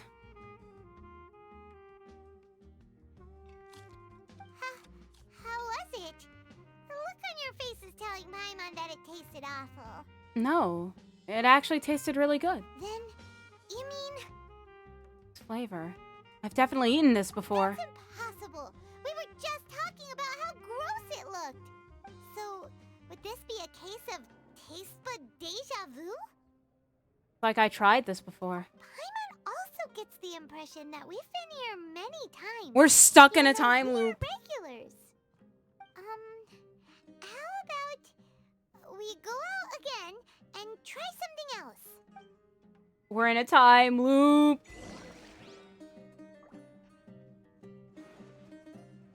Okay. You just can't beat the atmosphere here. Time loop.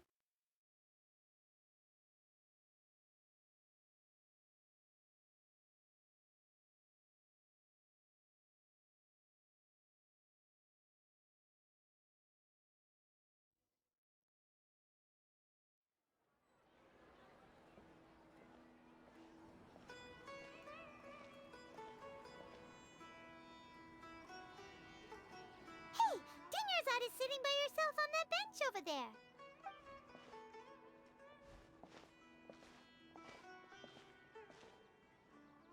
What a coincidence, Dinyarzad. We meet again. Why are you sitting here all by yourself? Oh, I ran into some kidnappers just now, but thankfully Dia came to my rescue. I started to feel unwell after that, so I sat down here. Kidnappers? Oh my goodness, are you hurt? I'm okay. Dia's arm got scratched, but it isn't serious. Whew. That's a big relief. But, Dunyarzad, you seem a little down today. It's the Sub-Zero's festival, and you've been looking forward to it so much. Not at all. I've always been like this. Excessive physical exertion or strong emotions tend to aggravate my illness. Besides, no matter how amazing today may be, it is but a single day. After however many more days, my time will come to an end. Paimon doesn't quite follow you, and Paimon feels like something's really got you down right now. I'm so sorry for leaving you behind earlier. It really is fine. I don't mind. Have you noticed anything out of the ordinary? Huh? Did something happen? Dunyarzad, have you ever felt deja vu? You know, like when you've already experienced something that's happening right now? I've just been in this place before. Deja vu? No, but my days have been the same for years now. Even if I were feeling deja vu, I suppose I would already be used to it. Oh, Paimon sees. Then, is it only the two of us? It's almost time. Huh? Time for what? Nilou's Dance of Sub-Zeros is about to begin. Let's go.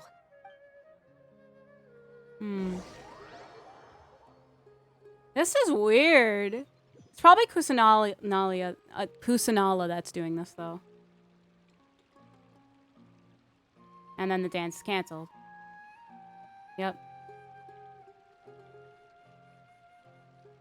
With your lack of intellectual credentials, I do not want to talk to you, dude. You are so mean. When we return... Understood. The Sub-Zeros.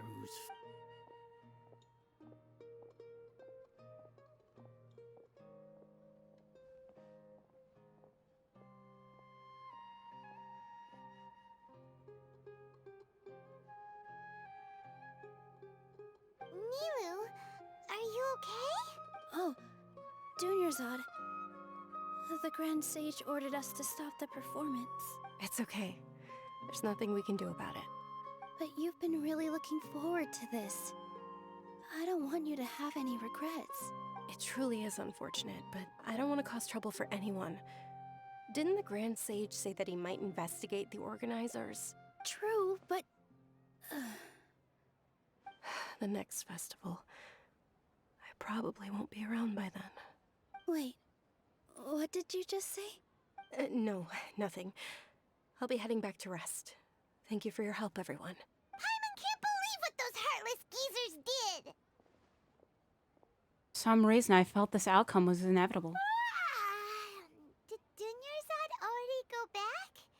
We should also return and get some sleep.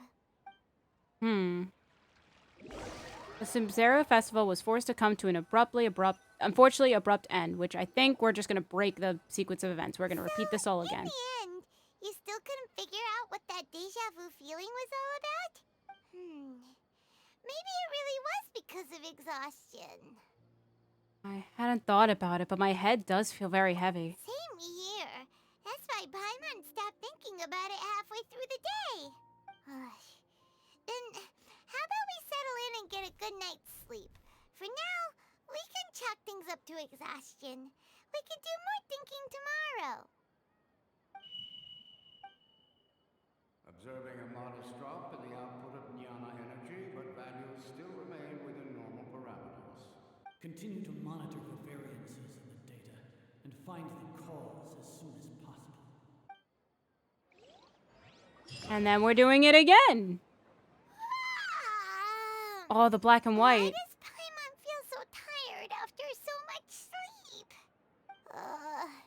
Anyway, we should go meet Dunyarzad right away.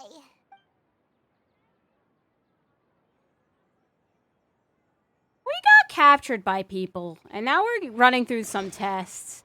It's probably this thing, that we really should break it like this, but it's not going to break.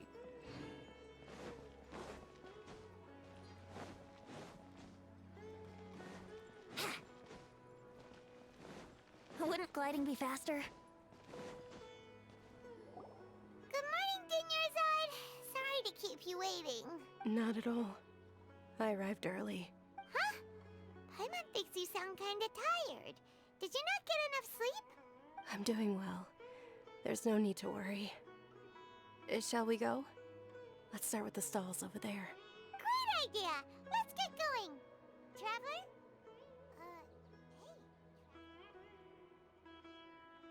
What a strong sense of deja vu.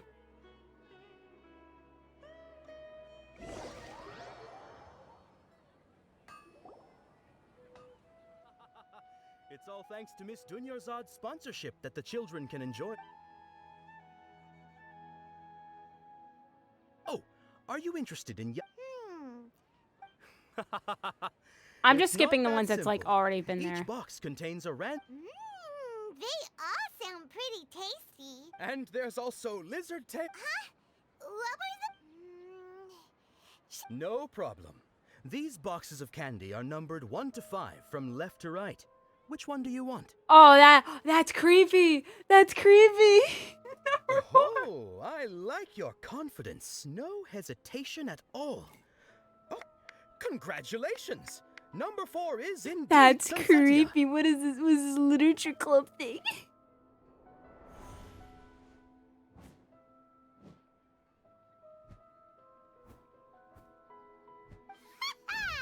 Paimon knew she always had incredible luck. Number 1 is lizard tail. Paimon's not really interested in the other flavors. Ah, wait. How did you know? Don't tell me that you already knew which flavor was in each box. What? She was right about I guess all the numbers. That couldn't have been luck. How is this possible? I packed all those boxes this morning and they've been sealed ever since. You couldn't have known beforehand. Mind reading? X-ray vision? Or some kind of magic trick? This is way too freaky. Tell us what's going on. Since when did you get superpowers? Traveler? There she is. Just now, that was... Hey, where are you going? What's going on? Did you see something? Us leaving Dunyarzad without letting her know is kinda rude, you know. Shut up, Paimon. This is more important.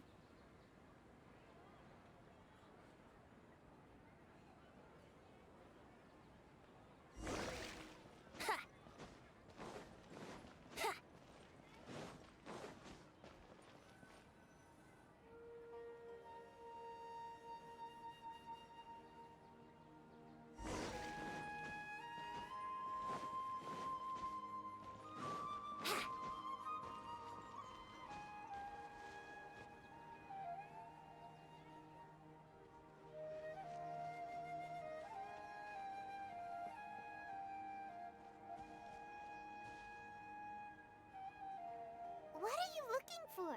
Why did we come here?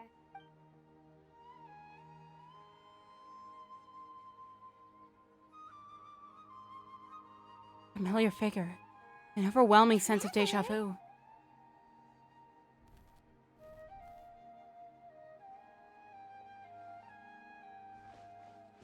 Over there. Oh. Bring the bird. Wouldn't gliding be fast?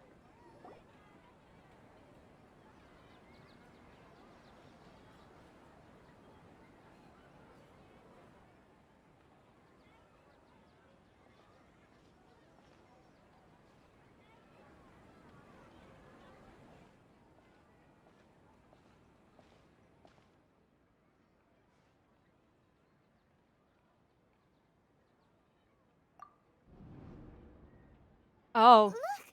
That's... Isn't that Dunyarzad? What? What's happening here? Why are there two Dunyarzads? You already know that this isn't your first Sub-Zero's festival, don't you? I'm sure you already know how to use this. A knowledge capsule? Where did you get it? What's inside? You should use it too, Paimon. You know Paimon? Let's use it together, Paimon. Well, this seems kinda sketchy, but Paimon feels like this is what we should do.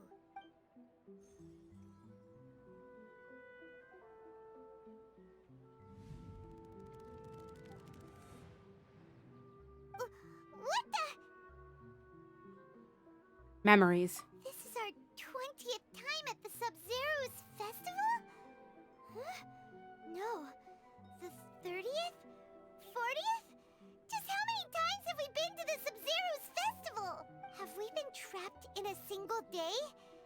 If it weren't for you, we wouldn't have even realized.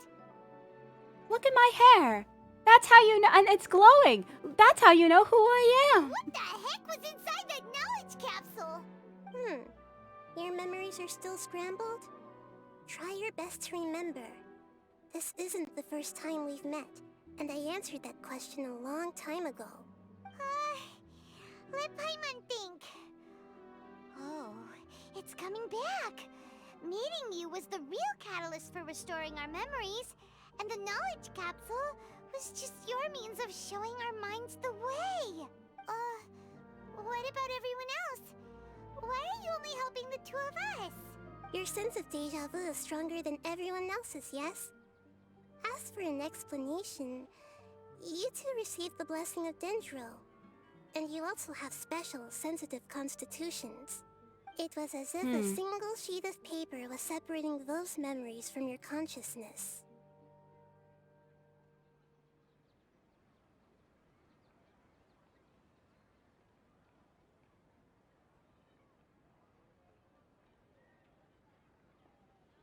What's wrong with the Dunyazard over A there? familiar question.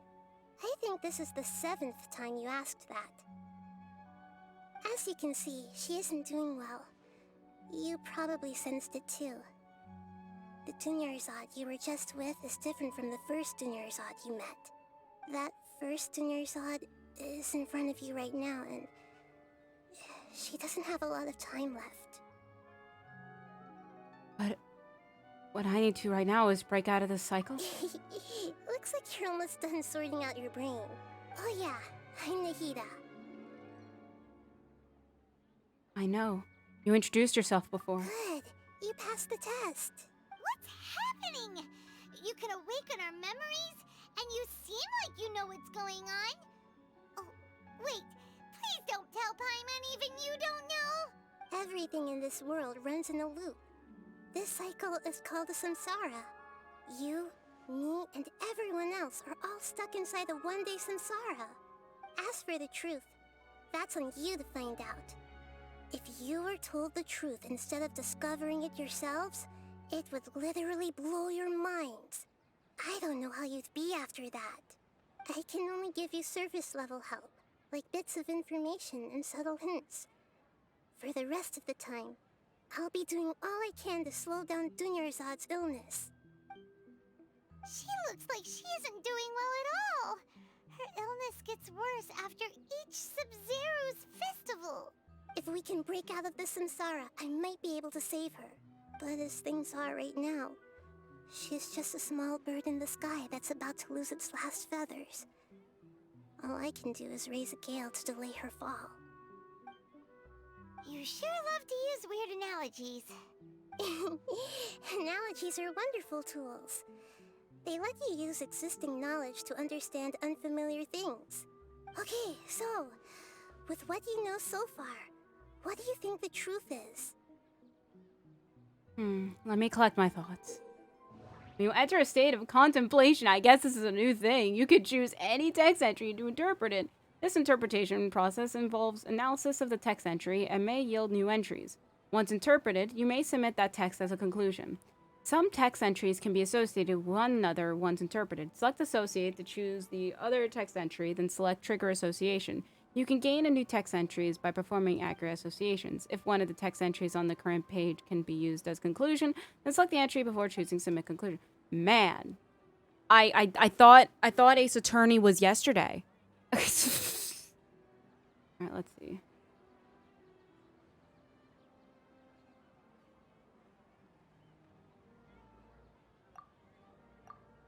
All right, well, abnormal mental My mind fatigue. feels exhausted even though I haven't done too much thinking. What is going on? Okay, so I guess we just I've interpret all of already them. experienced the Sub-Zero's festival many times, and the day of the festival seems to be in a perpetual samsara.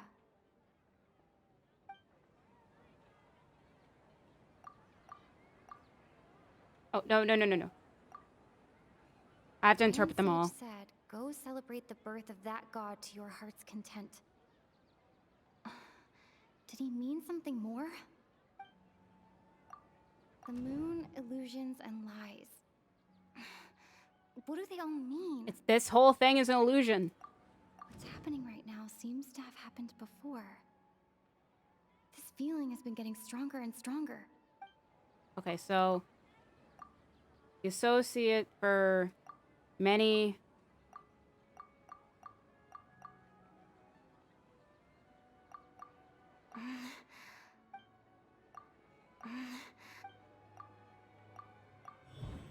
Okay. Time loop. That should be it. The flow of time is endlessly cycling within one single day.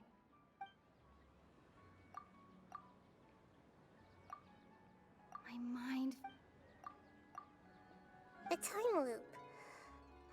You've given similarly wrong answers in the past. A pity. Still the wrong answer? Paimon thought that made a lot of sense. It feels like time's just repeating itself. A simple time loop can't explain some of the phenomena. You two are still missing a lot of information. Unfortunately, I can't give you any more hints. Why? Why can't you give us hints? You're the Archon. Dunyarzad. The Sub-Zero's festival is happening every day, but that doesn't mean we can waste an infinite amount of them. Hurry and find the truth before today's festival ends. Well, okay then. Let's think about our current situation. To save Dunyarzad, we have to escape the samsara of the Sub-Zero's festival. And to do that, we need to figure out what's happening. The truth. Nahida rejected the idea of a time loop, so we must have missed something, right? Paimon's memories say that we've already done this many times, but let's go talk to people again. It's more productive than sitting here and scratching our heads. Why don't we start with those stall owners? I don't think that will help, but we could try.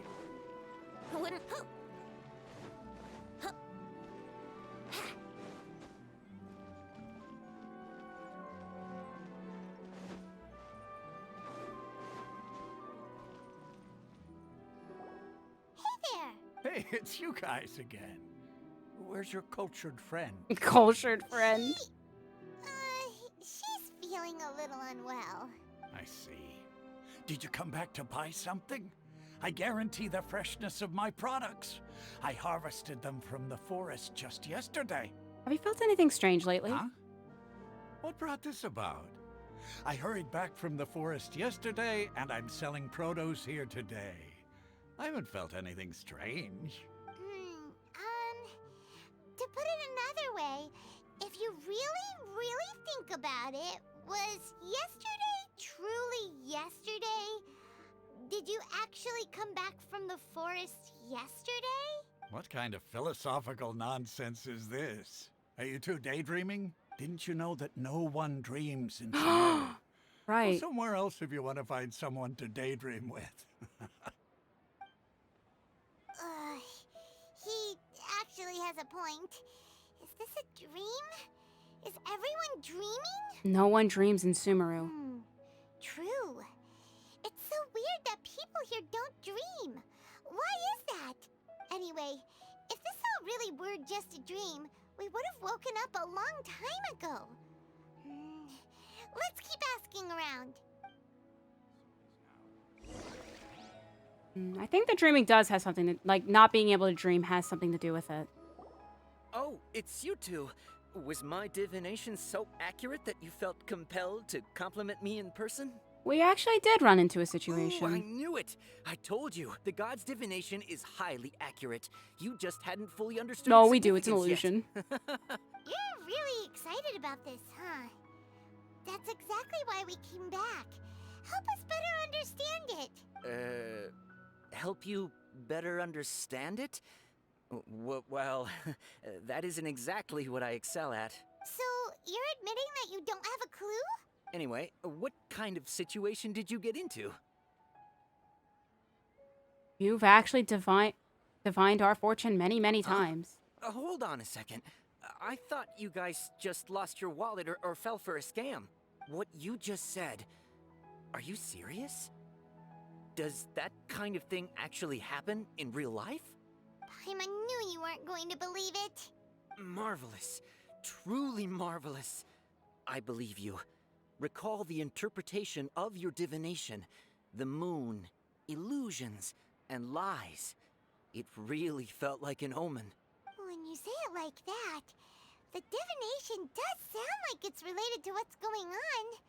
Can you read any more into it? I believe that the Archon's revelations are never more than vague hints. Anything more specific is beyond the reach of mere mortals.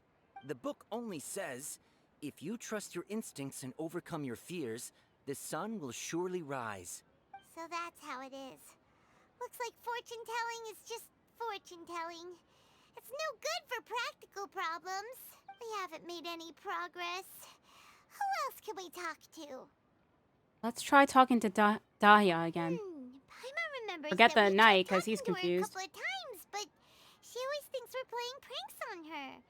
You think she'll brush us off again? She cares a lot about Dunyazard. Yeah.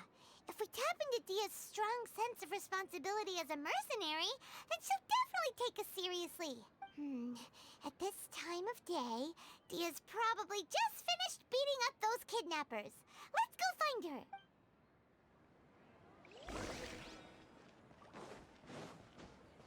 Man, this is, like, crazy. Brace yourselves.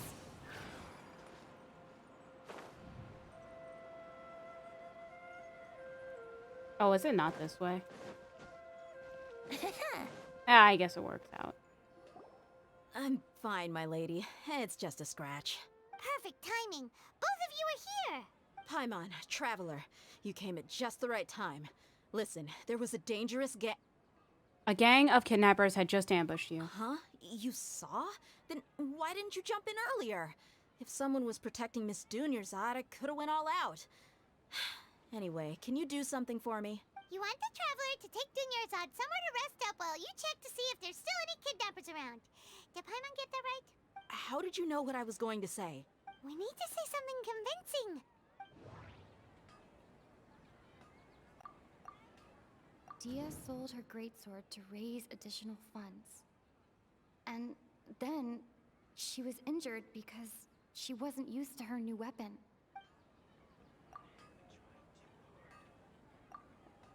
My mind feels exhausted. People... The moon... Really? Okay, alright, fine. Tell her, Traveler! You got injured because you aren't used to your current greatsword. I didn't tell anyone about that. Including Miss Dunyarzad. You couldn't have known. And just now, you literally took the words right out of my mouth. What's going on? Alright, so this is the situation. Okay, so the gold stuff doesn't mean anything. Explain everything to Daya. It's kinda hard to believe what you just told me. First, let me make something clear. Most of us desert dwellers might not be the scholarly type, but we do have basic common sense. Having you noticed something off about Dunyazar? She's quieter than usual. Uninterested in anything and really gloomy. Yeah, she isn't the same as before, but her parents said that this is how she was like at first. Huh? At first? I don't quite understand what you're all talking about. I'll go rest on the bench over there. My lady, are you angry? Come with me. I'll show you some evidence. All right, I'll give you the benefit of the doubt since you knew about my greatsword.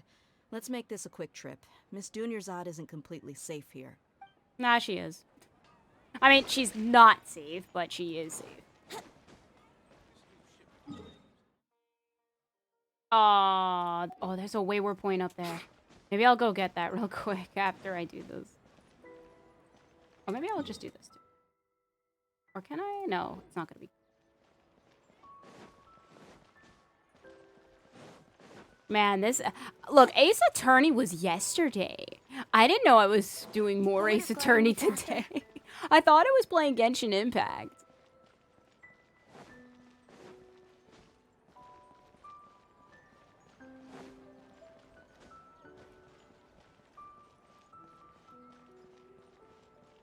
Let me quickly go to this waypoint over here.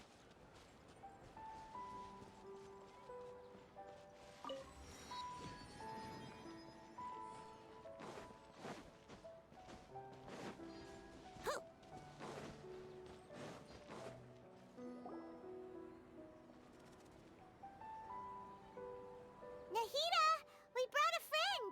Are you busy? I thought I told you that it won't help to bring anyone here.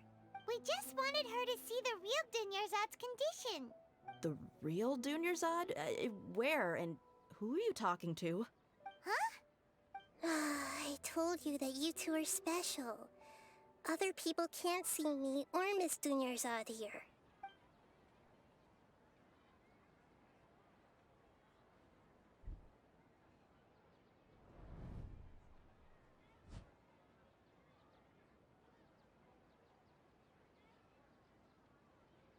Hold on.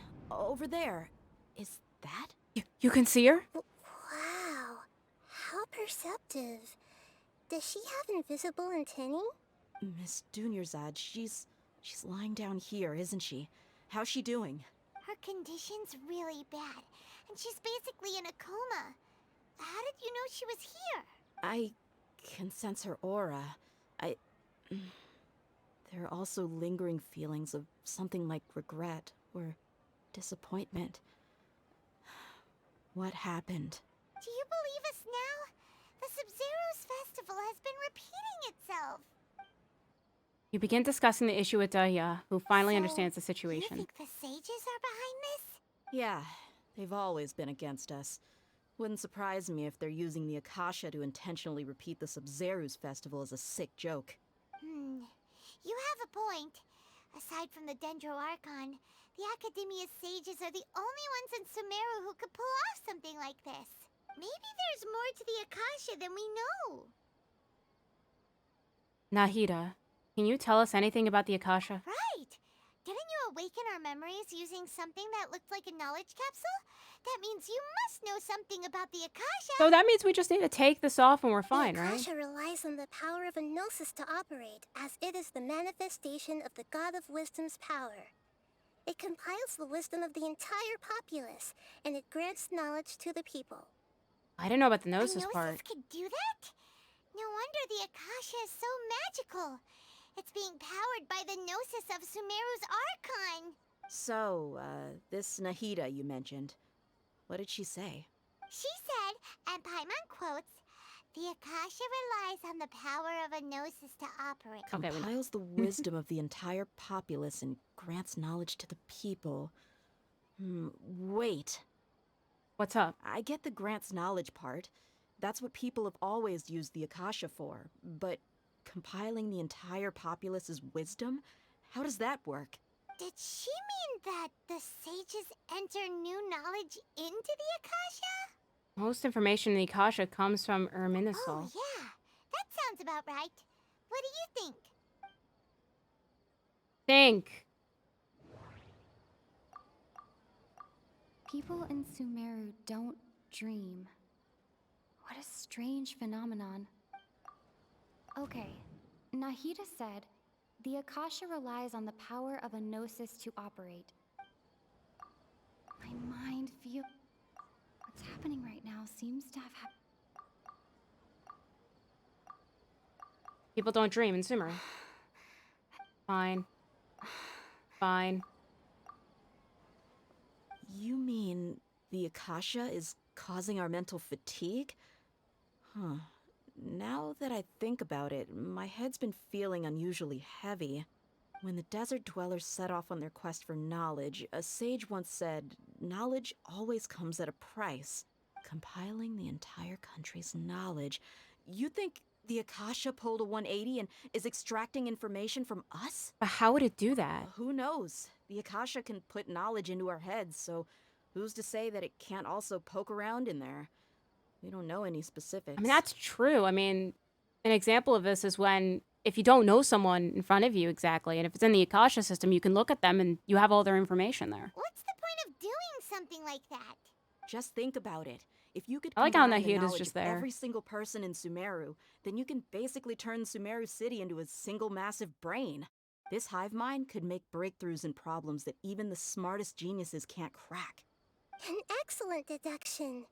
And the analogy comparing Sumeru City to a massive brain? I love it.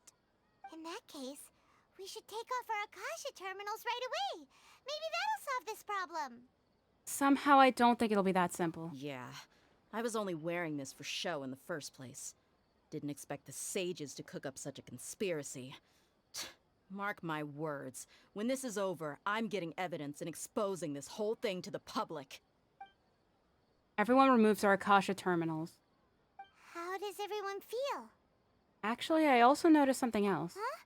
What is it? I feel like at the end of every day, there is always the sound of a beep. Oh, that! Paimon knows what you're talking about. It's a single soft beep that sounds like it's coming from the Akasha terminal. The sound of a beep. Could it be a prompt tone for when the Akasha is operating? I heard the same sound in Port Ormos. That's probably an important clue. We weren't using our terminals, but we heard a beep anyway. What's that? Traveler, did you hear that? I heard it too. Our ears aren't messing with us. There was definitely a beep, but it sounded like it was coming from inside my head. We took off our Akasha terminals.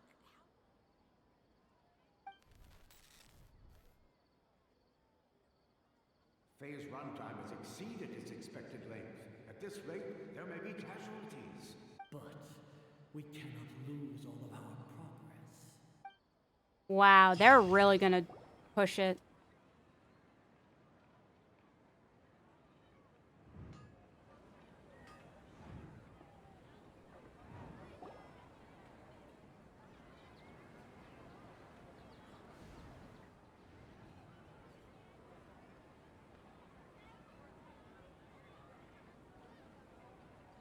Paimon remembers everything! Good. You adapted quickly this time. At the end of last night, We definitely took off our Akasha terminals last night, but we still heard that beep. Why is that? we've been implanted with another form of the terminals. But now we can at least confirm one thing. The Akasha definitely has something to do with whatever's trapping us in this cycle. Oh, Paimon doesn't get it. Why would the Akasha go this far if all it wants is everybody's wisdom? It's extremely difficult for lab rats in an experiment to understand why they're being treated the way they are. If we're lab rats, then what are you? Nahida, you've never told us anything about yourself. I guess I'm the moon. The moon? Wasn't that the result of our divination? Anyway, knowing who I am won't help you get closer to the truth, so you should focus on other things. Don't get distracted and miss any clues. Okay then. Dia helped us a lot yesterday, so let's go find her. If Paimon's reading the time correctly, those kidnappers should be showing up soon. I like this.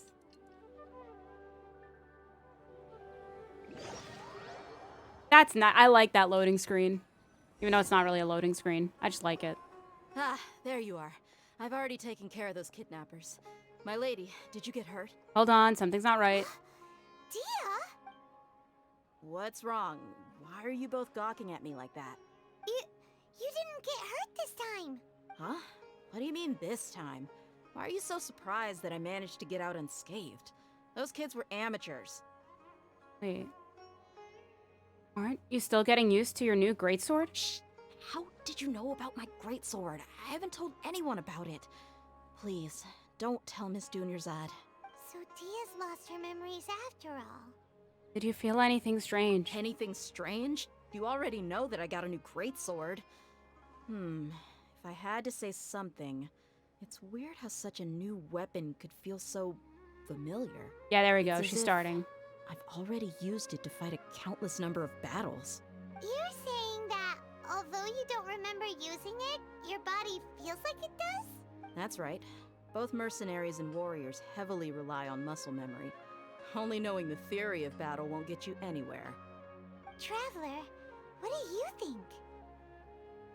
This has never happened before. Yeah, Paimon's feeling really hopeful. Is it possible that we've already broken free? Oh, you're right! Earlier in the Samsara, something like this would have never happened. We'll know for sure at the end of the day. I have no clue what you two are talking about, but it's still dangerous here, so... So you want us to take Dunyarzad somewhere else to rest while you check if there are still more kidnappers around, right? How did you know what I was gonna say? Can you read minds? Forget it. Go and do your thing.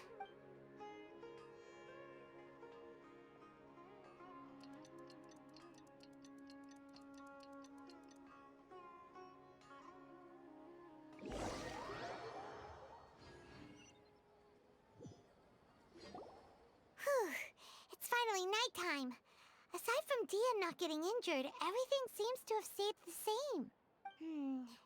Listen, Nahida, we found out that Dia got out just fine today, even though she got injured every other time she fought the kidnappers. Do you think the Samsara has been broken? Have we saved Dunyarzad? I doubt it. There's more. Really? Good job on all that progress. Get some good sleep tonight. Hey, what kind of an answer is that? Tomorrow will come. Everyone assumes this is common knowledge, but the only way you can know that for sure is if you experience tomorrow. How many todays has it been? Is it possible that today will be followed by yesterday? Does tomorrow truly exist as anything beyond a made-up concept? Please, I don't need this philosophical It's stuff. even possible that this entire world is a lie, and the history of the whole world has just been one endless Sub-Zero's festival. Okay, no more. Paimon's brain is already shut down. That's why it makes no sense to waste your energy thinking about things you will learn tomorrow. Get some good rest. You know, use the bathroom and flush your anxiety dookie away. Huh? Hold on, what did you just say? Did Paimon hear you correctly? Huh? People always say they feel a sense of relief after they take a duk-duk. That's why I suggested you could try that. Is that so strange? She's a child. It's so strange and so against common sense that Paimon's at a loss for words. You were sounding kind of smart just a minute ago. We're going to get some sleep. Yeah. Even though it's happy and lively at the Sub-Zero's festival every day, it Feels like it's been a long time since we've really gotten to relax. Let's go back to our room. Nope. Continue the harvest. Compared to what we stand to achieve, these sacrifices are trivial.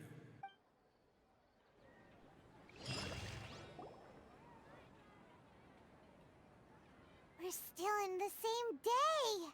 As expected, it's not as simple as we thought. Ada, you already knew last night that we didn't break out of the Samsara? Why did you tell us? Would there have been a point? You would have spent the night with new worries, with tomorrow still out of reach. In that case, you might as well rest within that brief moment of hope. An opportunity like that doesn't come by often, and I thought it might help you clear your minds. Paimon thought that Duke did that! Whatever. Guess you were looking out for us after all. Of course. In the time we've been together, you two have been everything to me. Paimon's flattered and everything, but maybe you're taking things a little fast. What I mean is, even though I had asked you to solve this puzzle, you two are still the only ones who can see me and sense my presence. In other words, if you weren't here, I may as well not exist. That's why you two have been everything to me. Get it? I wonder if they're also doing this to ignore Lesser Lord Kusanali, or just the whole time maybe we were here. It's just been repeating, and Anyway, she's that's always enough been here, but we chit-chat. couldn't see her. So, Traveler, did the new clues yesterday help you gain a new understanding of the situation? The time loop theory is indeed incorrect. Why are you scrapping your previous theory? Dahia's fighting skills have improved. Oh, yeah, you're right. Gosh, how did we not notice that? In a simple time loop, people's physical conditions should also reset. So, what's your new hypothesis? The moon, illusions, and mercenaries rely heavily on muscle memory. And Dia was able to use her experiences to avoid injury in later samsara cycles. The beep is a prompt tone for Akasha operations. We still hear it every night, even though we removed our Akasha terminals. Okay, Nahi, we've already experienced. What is this? Associates with... Because this is like so... Yeah, that. Ooh. If all our memories of a day are erased at the end of that day, then we would unwittingly relive that same day again and again.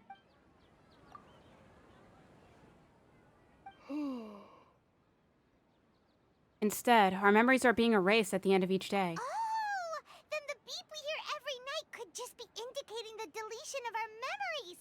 That's why when we wake up, everyone thinks the Sub-Zero's festival hasn't happened yet.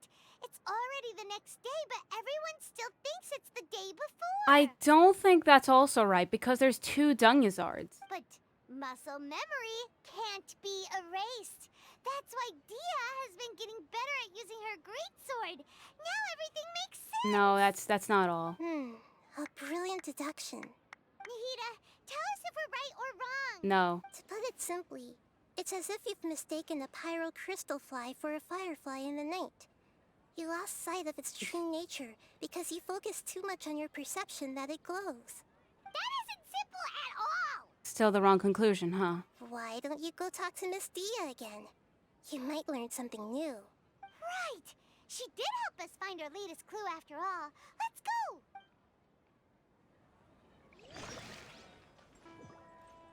But yeah, I don't think that's correct. Mainly because there's a Dungyazar there.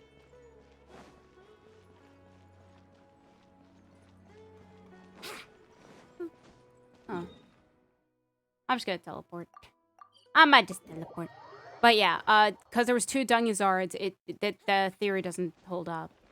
I think this is what we're gonna... That when Nahida's gonna just like, hey, go find Dahia again. Maybe you'll learn something new. There you are. Really took me a while to find you. As expected, Dia also didn't get hurt today. Get hurt? Why would I? Don't underestimate me. Well, you're still getting used to your new greatsword. Huh. Truth be told, I also think it's pretty strange. It just suddenly felt so familiar in my hands, and... wait a second! How did you know I got a new greatsword to begin with? I didn't tell anyone about it. Traveler, could you explain the situation to her today? Paimon's gotten a little sick of doing it. I don't actually need to explain everything. Oh, that works. You suddenly become proficient with your greatsword because you've lived through this same day many times, and our memories of the day are erased every night. What happened to you guys while I was gone? Did you get brainwashed by some cult? Don't think too hard about it. Just take what we're saying at face value. Alright then, let me get this straight. You're telling me that my body's already gotten used to this greatsword, but my brain just doesn't remember it? Yes, your memory's being erased every day. Then I'd have to disagree. That's impossible. Oh? Why do you think that? If we've actually been reliving the Sub-Zeru's festival day after day, then what happened to the things we used? The money we spent, the food we ate? Exactly. Common sense says my wallet should have emptied itself a long time ago. That too. There's no way I wouldn't have noticed that. I've thought about that too.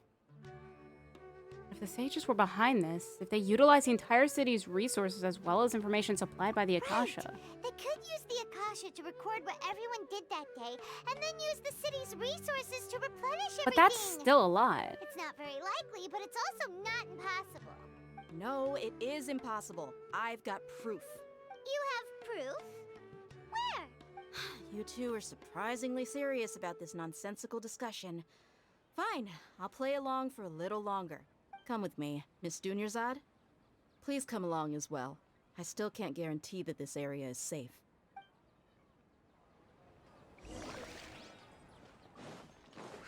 can't believe it's Dia who wants to show us something this time. 2 days ago, we were the ones taking her to see Dunyarzad.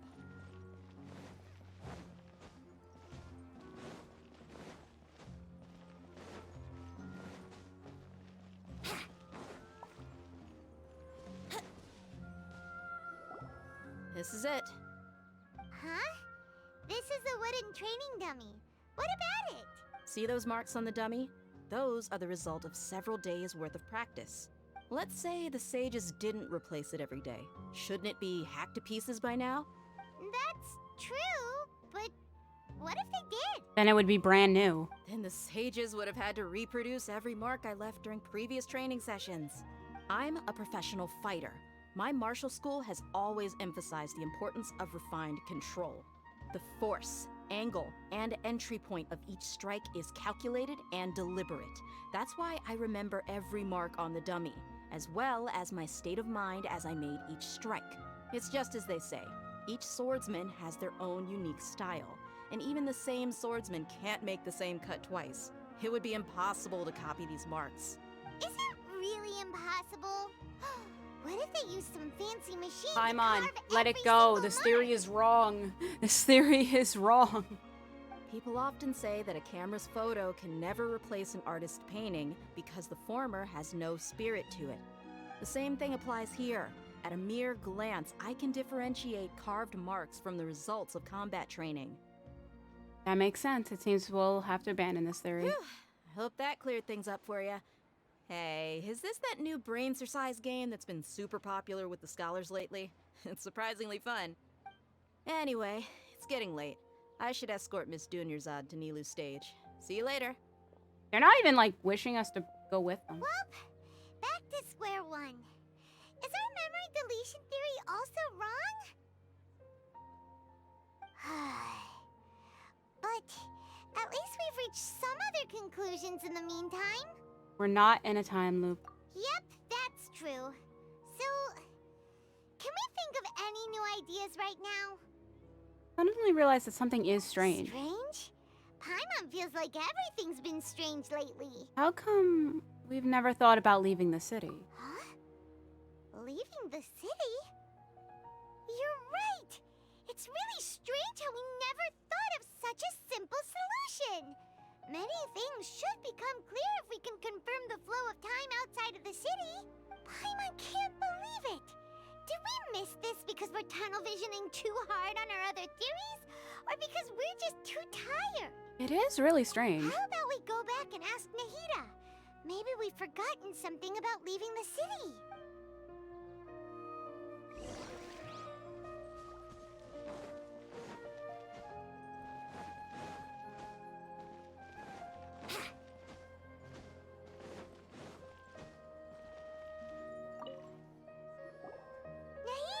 We're back! You're back early today. Did you find something new? Sort of. We're mostly sure now that we're not in a time loop. And we also aren't in the real world.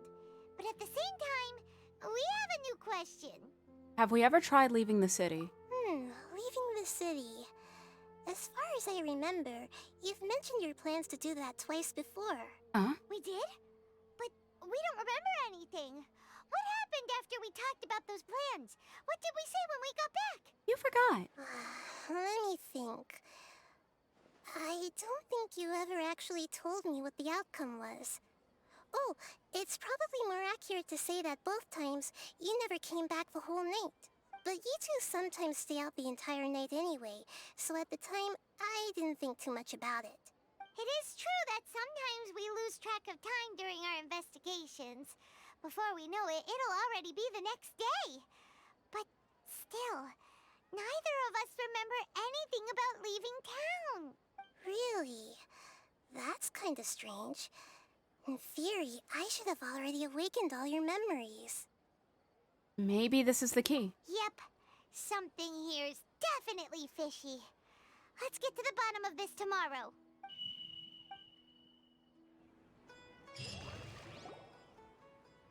Our memories are back! Let's go and try to leave the city today. About that. Well, where should Paimon begin? Huh? Paimon, what do you mean? Traveler, aside from your memories that were just restored, I have another message for you. Another message? From who? Listen to it and you'll understand. Can't go back. There are countless spaces here. Our Sub-Zero's festival in Sumeru City is just one of them. What? Can't go back. There are countless spaces here. This is my own voice. Traveler, you should be missing 2 days worth of memories. Paimon will fill you in. What? 2 days ago. What? It's time to carry out our plan from yesterday. Let's go and try to leave the city today. Let's go. What is happening? You know what? Forget this. I'm gonna just leave. I'm gonna just... Note that leaving will interrupt your stories. This may affect your current... Nah, it's fine. No, you want to know why? Because theoretically, we could just go here. We left the city. We made it work. Now we wait till night. We did it, guys. We figured it out. We just teleport out.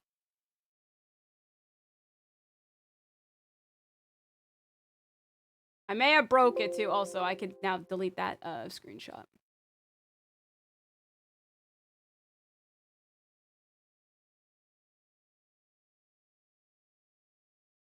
Well. Yeah, look at that. We did it! Yay! Alright, let me go back. Just thought that was really funny.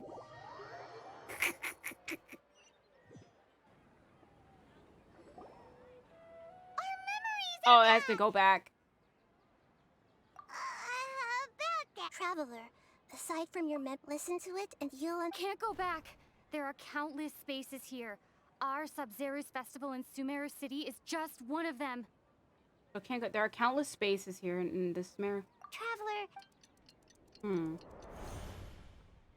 It's time to carry out. And I don't remember this.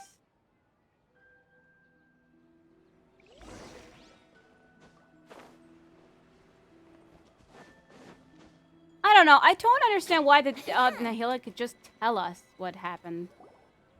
Why can't we leave the city?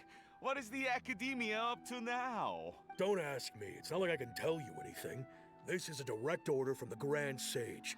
Just wait until tomorrow. I have a real emergency. My goods have already arrived at Port Ormos. If I don't hurry, they'll be stolen. That's your problem. Make sure you make a request in advance next time. Well, we had no idea, But stupid. it's not like you can just predict business matters in advance. It looks like the Academia already announced a lockdown for Sumeru City today. How completely unsurprising.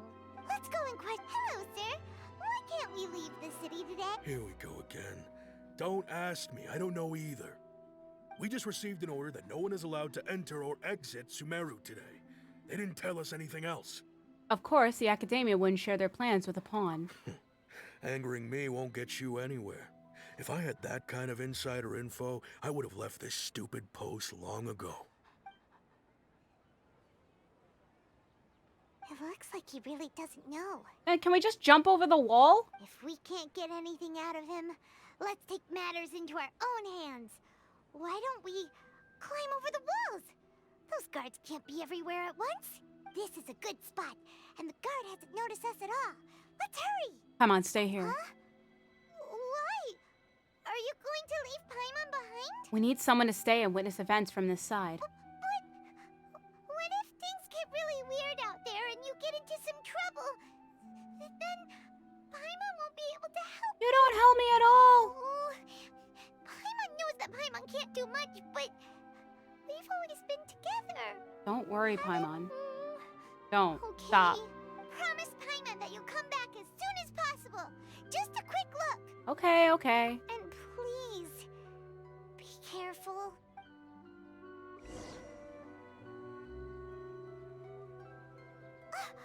Memories! Let's go and try to leave the city today.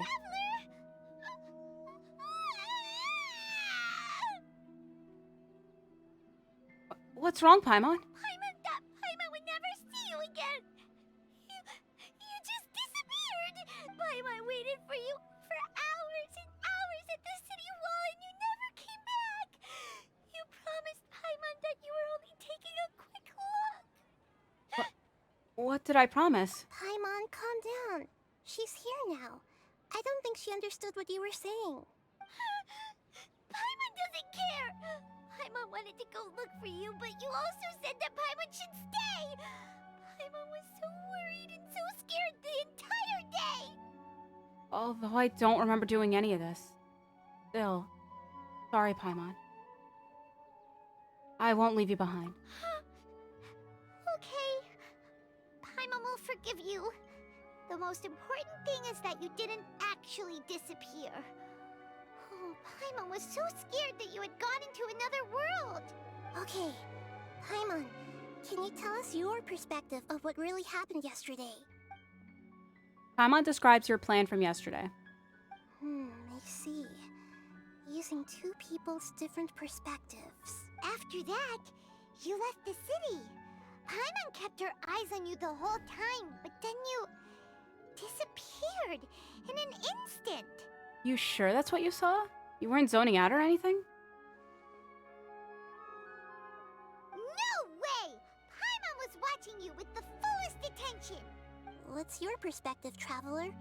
You sure you don't have any memory of this? Yes. I don't even know that yesterday existed. I guess that explains everything. You also lost your memories the last 2 times you tried to leave the city. Those days' memories can't be awoken. So, if we leave the city, our memories will be completely erased?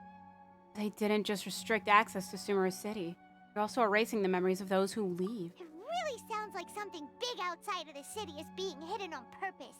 But this way, we'll also never discover what's outside. Our memories will be erased. Can we leave behind something other than memories? Something like a message? But how can we send it back? Don't look at me like that. I'm not used to being stared at. Well, okay. You want something that can pass on messages, right? Give me some time and take care of Dunyarzad for me. Yep, now we're talking.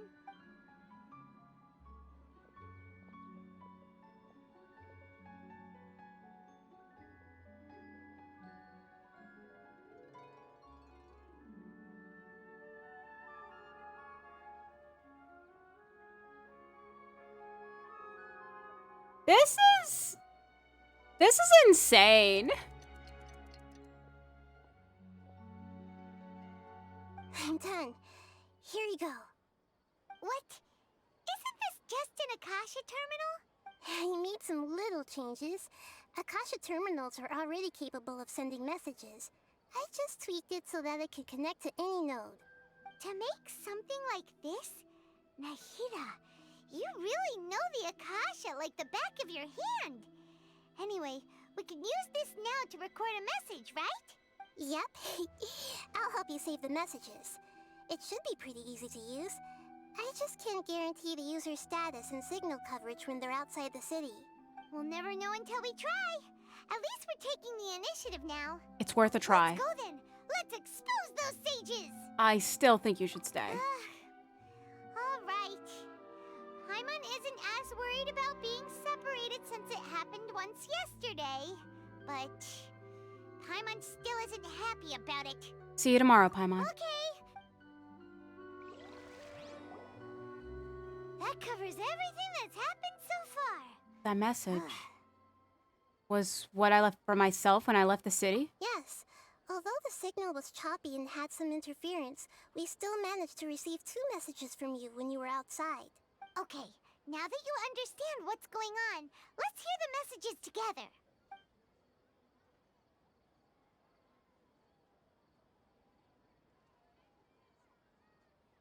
Can't go back. There are countless spaces here. Our Sub-Zero's festival in Sumeru City is just one of them. I've entered another space. Before me are flowing sandstone and howling fish. Impossible and surreal sights. All these spaces are empty, except for the occasional ones that contain mute puppets rather than people. I can't sense any human presence.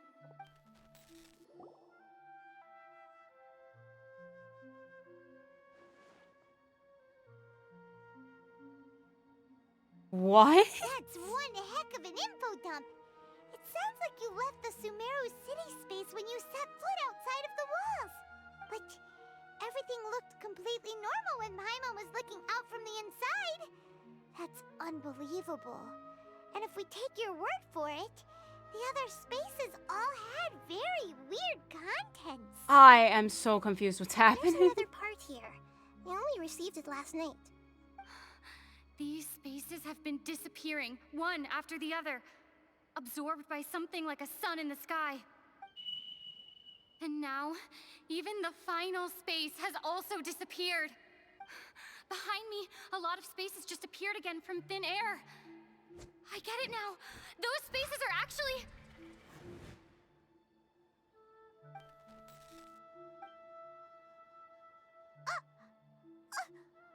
Why did the message end right there? What did the traveler want to say? What are those spaces? Probably because yesterday just happened to end at that moment. Oh, right. Paimon did hear a beep from the Akasha. Did it come from here or from the message? The message. It's just a It should have come simulation? from the Traveler's Akasha terminal. I'm guessing this is all a simulation. After the beep, Traveler said even the final spaces also disappeared. Traveler, what do you think that final space could have been? All the bizarre spaces I saw outside the city had one thing in common. A lack of human presence. Was that space actually the real world? But wouldn't a real space just randomly disappearing like that be catastrophic? My impression is that each day in this samsara only ends at the sound of that beep from the Akasha.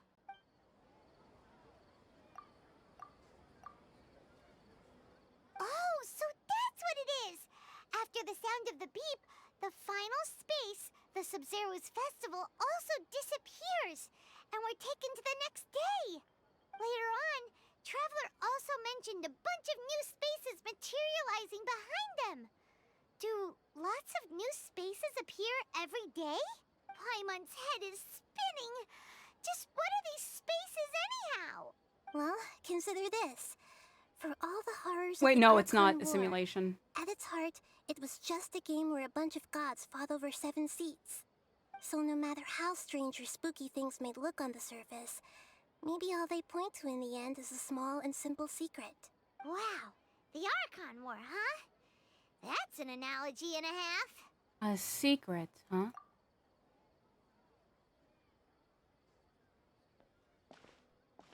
Give me some time. I need to organize my thoughts. Hey, where are you going?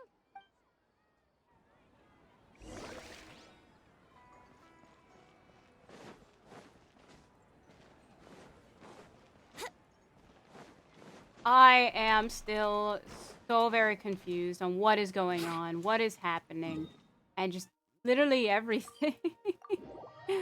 Okay, so spaces. So a lot of different spaces are just happening. Some alone time to think?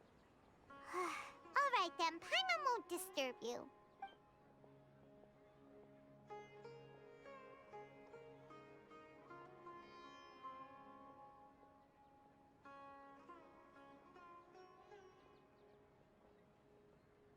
You're still here, Paimon. Leave me alone. The dance of Sub-Zeros is about to begin. I'm going to go watch it. Dance of Sub-Zero.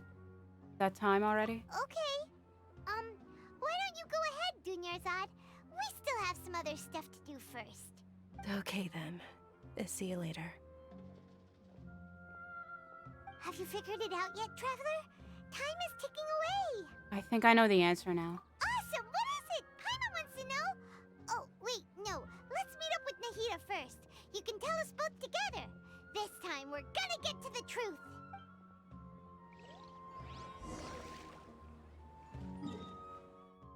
So we literally just come over here, talk to her about the festival. Talked to her about the festival, dealt with it, and came back. So I'm guessing, because maybe she realized there were two Dunyazards and one is just a puppet. Wouldn't gliding be faster? Maybe? I don't know. You're back. I've been waiting forever for you two. Judging by the looks on your faces, are you ready to take your Sub-Zero's exam and graduate from the festival? Ask away, Miss Nahida. Okay. First off, have you discovered the hidden truth? No, I didn't. Okay. We've already... All the bizarre spaces I saw outside the city had one thing in common. A lack of human presence. The moon illusion... People in Sumeru don't dream. What a strange... Those spaces remind me of... dreams. Like the one I had in the Avidia Forest. Except, these have no sign of human presence. We are all in a dream. It isn't that the people of Sumeru don't dream. Rather, the Akasha is taking their dreams from them. People in Sumeru think they don't dream. But the truth is, the Akasha steals their dreams without them knowing it.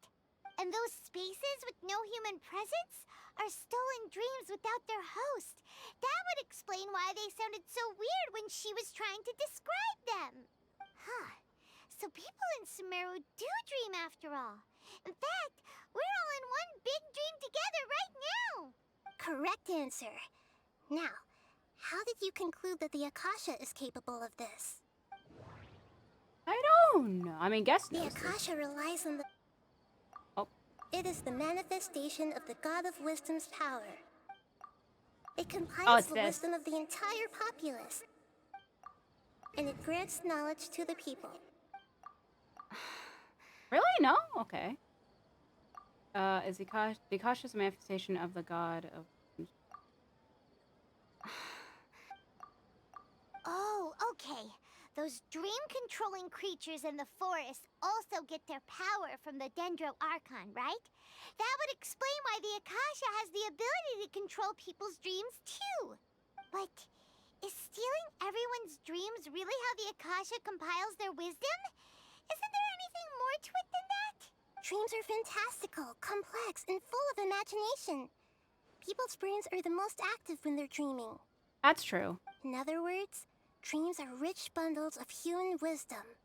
So in other words, The complete opposite of how Hypatia understood it. Paimon remembers her saying that the sages think dreams are foolish delusions, and the fact that no one dreams is a blessing from Greater Lord Rukkhadevata. So it was all a dirty trick? The real story is that the sages from the Academia are using the Akasha to steal people's dreams for their own use, huh? Yes, and they don't intend to stop there. Oh? By the sounds of it, you understand the current situation pretty well. So then, what about the samsara? The beep is a prompt tone for Akasha operations. Not even though we removed our Akasha. Those spaces kept disappearing before my eyes. But as soon as that beep sounded, many more spaces materialized. Those dreamscapes kept vanishing. But as soon as that beep sounded, more new spaces appeared. The Grand Sage said, "Go celebrate the birth of that god to your heart's content." Did he mean something more? My mind We've already No, it's probably this one. No? Fine. Correct. The Akasha is keeping each person's brain in a constant dream state. Fine. But also I'll just separating guess. their consciousness from their own dream. This is too hard. Their disembodied consciousness is placed inside the collective dream of the Sub-Zero's festival along with everyone else's, while their now vacant dreams are harvested by the Akasha. No one is any the wiser as another day passes in the dream, and so begins another samsara cycle. People wake up to yet another dream about the Sub-Zero's festival. The dreams that belong to them are once again harvested by the Akasha. And so it continues. So it's technically just a dream. Like, maybe it's more, I could say, of a dream within a dream. And when you wake up, it's still a dream. So, this is like a dream factory, and the Akasha is a dream harvesting machine. Did Paimon get that analogy right? Very good, Paimon. Using analogies well is an excellent habit to get into. Okay, so that beep we keep hearing is actually from our real-life Akasha terminals. Taking off our terminals in this dream doesn't do anything. All right, last question. Who am I?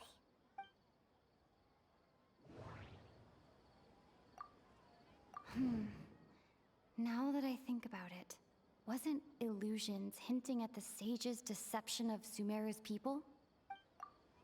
Now that I think about it, wasn't illusions a hint that we're all dreaming? They say that alchemical divination is the Dendro Archon's divine revelation. So then, if Nahida has referred to herself as the moon... So you noticed. You are Lesser Lord Kusanali. I thought that one would be the hardest question. That's why I put it last. That wasn't hard at all. Even Paimon guessed that. Everything about you is different. We just didn't want to expose you is all. Now that you mention it, Nahida, you've been hinting to us since the very beginning. It's funny. Thinking back to when we were asking all over the place for info about Lesser Lord Kusanali. Paimon didn't expect to meet you like this. Have a lot of questions for you, but this doesn't seem like a good time. Yes, those can wait until we're back in real life. On the other hand, I'd be happy to answer any more questions you have about here and now. Man, now you do it. I guess maybe because if she just straight up tells you, it would be way too much for your mind to handle. So you have to slowly piece it together. Why can't you? Why can't you simply tell us the truth? You asked me this question before. My answer was, it would literally blow your minds. Now that you know this is all a dream, this answer should hopefully make more sense. Have you heard the saying, "Don't wake a sleepwalker"? Likewise, if someone suddenly had told you all this instead of you learning it on your own, your notion of reality and dream would be thrown into irreversible confusion. I couldn't expose you to that kind of risk. That's why I could only give you very subtle hints and some suggestions. Long story short, I'm really sorry I had to keep you guessing. Well, no, that makes sense. That actually really does make sense. How did the sages manage to keep people from noticing this? Firstly, This dream we're in is completely based on reality. People have already experienced this Sub-Zero's festival, so it would be very difficult for them to find anything that strikes them as surreal. Secondly, you're probably wondering why people don't have any memories from earlier samsara, right? That's because people don't remember their dreams most of the time anyway. And in any case, their actual dreams are being taken away from them by the Akasha. So whenever they wake up in this dream of the Sub-Zero's festival, they don't remember anything from their previous identical dream. That reminds Paimon. Traveler had a dream when we were in the Avidia Forest, but couldn't see what it was about after waking up. Is that an example of what you mean? Yes. Only after receiving the blessing of Dendril can a person gain the Dendril element's dream-enhancing power. That explains the feelings of deja vu. Meanwhile, everyone else has no idea that they are in the Sub-Zero's Festival Samsara, while their dreams are stolen from them over and over again. About the side effects of a mass-produced dream. Can humans really keep dreaming forever like this? Will it ever end? And if so, when? We might say your mental fatigue has already answered this question. Eventually, there's only so much that people can tolerate, especially those whose health is compromised to begin with, like Dunyarzad. This relentless exploitation takes an even harder toll on them. People's lives are at stake here, and nobody knows a thing! We've got to put a stop to this! Why is the dream about the Sub-Zero festival? I know, right? Why did they have to base this dream on my birthday? Could it really just be a coincidence?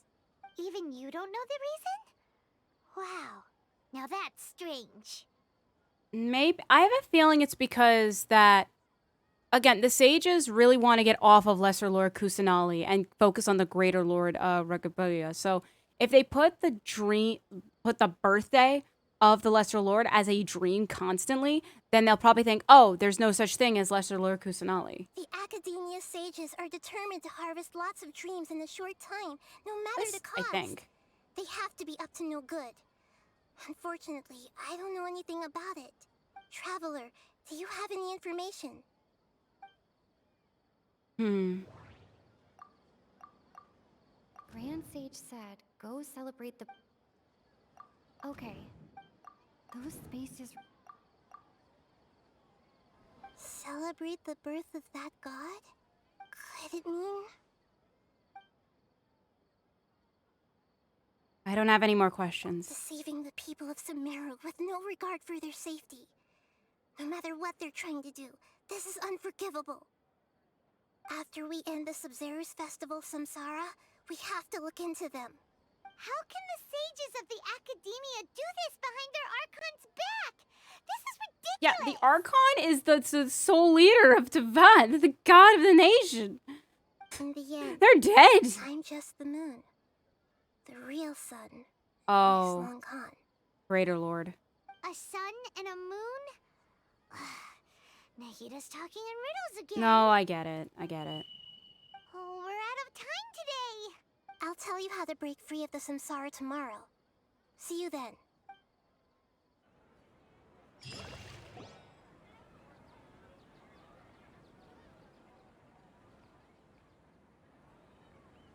morning, Nahida. Wait. Now that Paimon remembers everything, should we instead say good morning, Lesser Lord Kusanali? Oh no. Hey, what's wrong, Nahida? You don't look too good. Where is Dunyazard? I'm afraid that what you're thinking right now is correct. Oh. Did Dunyarzad already disappear? No way. Are we too late? The real Dunyarzad's consciousness has indeed disappeared. It can no longer endure the constant dream harvesting. You were so close. Paimon can't believe it. Wait, so what about that other Dunyarzad? Just what is she? Is she also going to disappear? She's actually something like a puppet, but not completely. The real Dunyarzad's consciousness could no longer keep playing her role in this dream. So another Dunyarzad appeared to replace her in the dream. Just like the grass and the trees, that Dunyarzad is just a building block of the dream that helps to keep it going. But personality-wise, she's nothing like the real Dunyarzad. Puppets are stiff and can't copy a living person's vitality. After all, they're just there as filler. You know, speaking of which, the old Dunyarzad might not have been too different from a puppet. Dunyarzad truly believed that she met you within her consciousness, and it was you who inspired her. So you do remember her after all. Yes. Back then, her family was overly protective of her. No one cared about her personality or thoughts. It was as if she only lived to stall her Elazar. I just gave her a little wisdom so she could look at life in a new way. So that she could be her own person. But even so, she's still... You are a kind archon. Far from it. I'm still a long way off from being a real archon. I couldn't even save her. If I were a competent archon, I wouldn't have let my most faithful follower die at the Sabzeruz festival with so many regrets. Please don't beat yourself up over it, Nahida. It's the sage's fault, and theirs alone. I'm not beating myself up.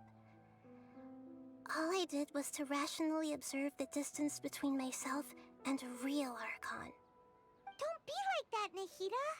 Even real archons are still allowed to be sad. I know 3. To prevent more tragedies like this, we must end the samsara as soon as possible. Great, but how do we do that? Although the Sabzeruz festival dream is under the Akasha's control, only humans can dream. Even the Akasha is unable to create them. That means this dream belongs to a host who created it. Huh? So, how should we find that person? Well, if this is someone's dream, then everything here must come from deep within their consciousness. Which means, with the power of imagination, they can change anything in this dream. We can make the dance happen. Imagination? What do you mean by that? Imagination means breaking through what you perceive as normal. Like when a server at a tavern brings a plate to you, you'd naturally assume that food is on it. However, if you're the dream's host and you become aware that you're dreaming, when you imagine gold and more on the plate, the dream will respond in kind, and the server really will bring you gold and mora. But right now, our host is unaware that this is a dream. No matter how many times they're served, it will always be food. So we find the host. Then what? Do we slap Find him? some way to make that person realize that they're dreaming. Usually, once that happens, the person will wake up and the dream samsara will be broken. How are we going to find them, though? If it could be anyone, it'd be like looking for a needle in a haystack. And even if we did find them, how are we supposed to make them realize they're dreaming? After all, like you said, don't wake a sleepwalker. It's extremely difficult, yes. But the only ones who can do it are you two. Remember, everything you've achieved up to this point has all been for the sake of finding the host and ending the samsara. As for me, during this time, I'll be out of town. Out of town? Are you going to that place full of dreams where the traveler went? Yes. I want to try something. There must still be a small wisp of possibility. Hurry and go. Dreams are supposed to be fantastical, romantic, and full of pleasant surprises. Unnecessary things like this samsara need to end. Paimon's still a little upset that we've come this far only for Dunyarzad to... She was such a good person, with such a simple wish. But fate was against her. I just feel so demoralized. Yeah. Saving Dunyarzad is what kept us going this whole time. And we still might as well for the rest of the people. But we mustn't lose hope, Traveler. Dunyarzad would definitely want to see us save everyone else. So let's break the samsara for her sake. Paimon's wondering, do you think the sages would get one of their own to be the host of this stream? Feels like it would be easier to control it that way, no? Unlikely. Knowing the plan, they'd probably become aware that they were dreaming. An unsuspecting host would be less likely to realize this is a dream. Huh. That's true. Plus, the sages probably weren't counting on there being other factors beyond their control, like Nahida and us. So, who do you think the host of the dream is? Maybe Ferris, the Knight of Flowers? Oh, that would make sense. Ferris, the Knight of Flowers, is a symbol of the whole Sub-Zero's festival, right? Pretty core character. Let's go ask him some questions, shall we?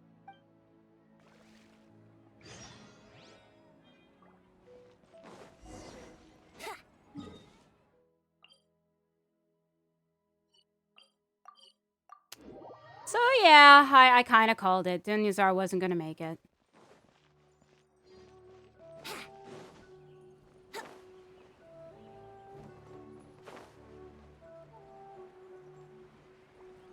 I a little bit hope that maybe in the stream, maybe we can make it so that You're back. You left in a hurry last time. Is everything okay? Everything's fine. Just, it's a little hard to explain. Would you mind taking part in a little experiment with us? An experiment? That came out of nowhere. I'm listening, though. What do you need me to do? Could you make a wish? imagine your wish coming true before your very eyes. You want me to make a wish? Is that a new Sub-Zero's festival tradition or something? Less questions, more wishing! Okay. My wish. Okay. I'm a little nervous saying this out loud, but I want Miss Dunyarzad to be happy. Oh no. Oh. I noticed earlier that she looked a bit down, and she wasn't really talking to anyone. Oh no. She just doesn't seem like herself. She's always so gentle and kind, and all the kids love her. I've also wondered if the reason she asked me to be Ferris Knight of Flowers is because I'm special to her, or something. So, you have a crush on Dunyarzad? Oh, is it that obvious? After what I just said, I guess it is. When she placed the hat of the Knight of Flowers onto my head, she said to me, I want everyone to have a happy Sub-Zero's festival. What she didn't realize was that I'm not that interested in how everyone else feels. In that moment, I just wanted to be her Knight of Flowers for the rest of my life. 50 years, 100 years, I'll serve her till the end of time. Oh no. Okay, yeah, that was a bit much. Felt like the right moment to get it off my chest, but that was pretty embarrassing. Okay, I'm ready to make my wish. I would like Miss Dunyarzad to appear in front of me right now with a smile on her face. Here goes.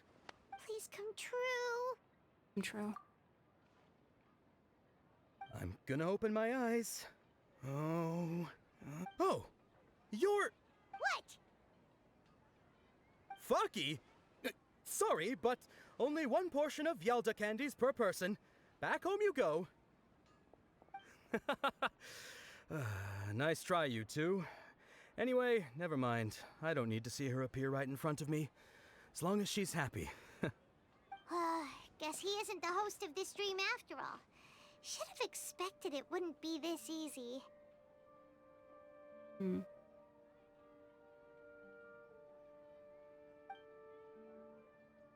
It seems like everyone who knows Dunyarzad loves her. But none of them has any idea that she... My lady, step back. That sounds like Dia! Oh, right. This is when Dunyarzad bumps into the kidnappers. I'll teach them a lesson they won't forget. Huh? But Dia can handle them. Hey, Traveler! Basically, Traveler's mad, Paimon. Wouldn't gliding be faster?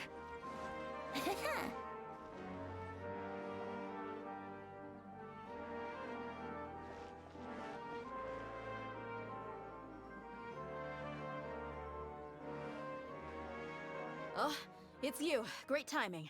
Please take... Take Dunyazard and leave. Hey, this is my job. The homie Yanni's pay me, not you. You're wasting your breath. You... fine, alright. Knock yourself out. Why are you so worked up anyway? It's not like I don't trust your fighting skills. Go. Anyway, watch yourself.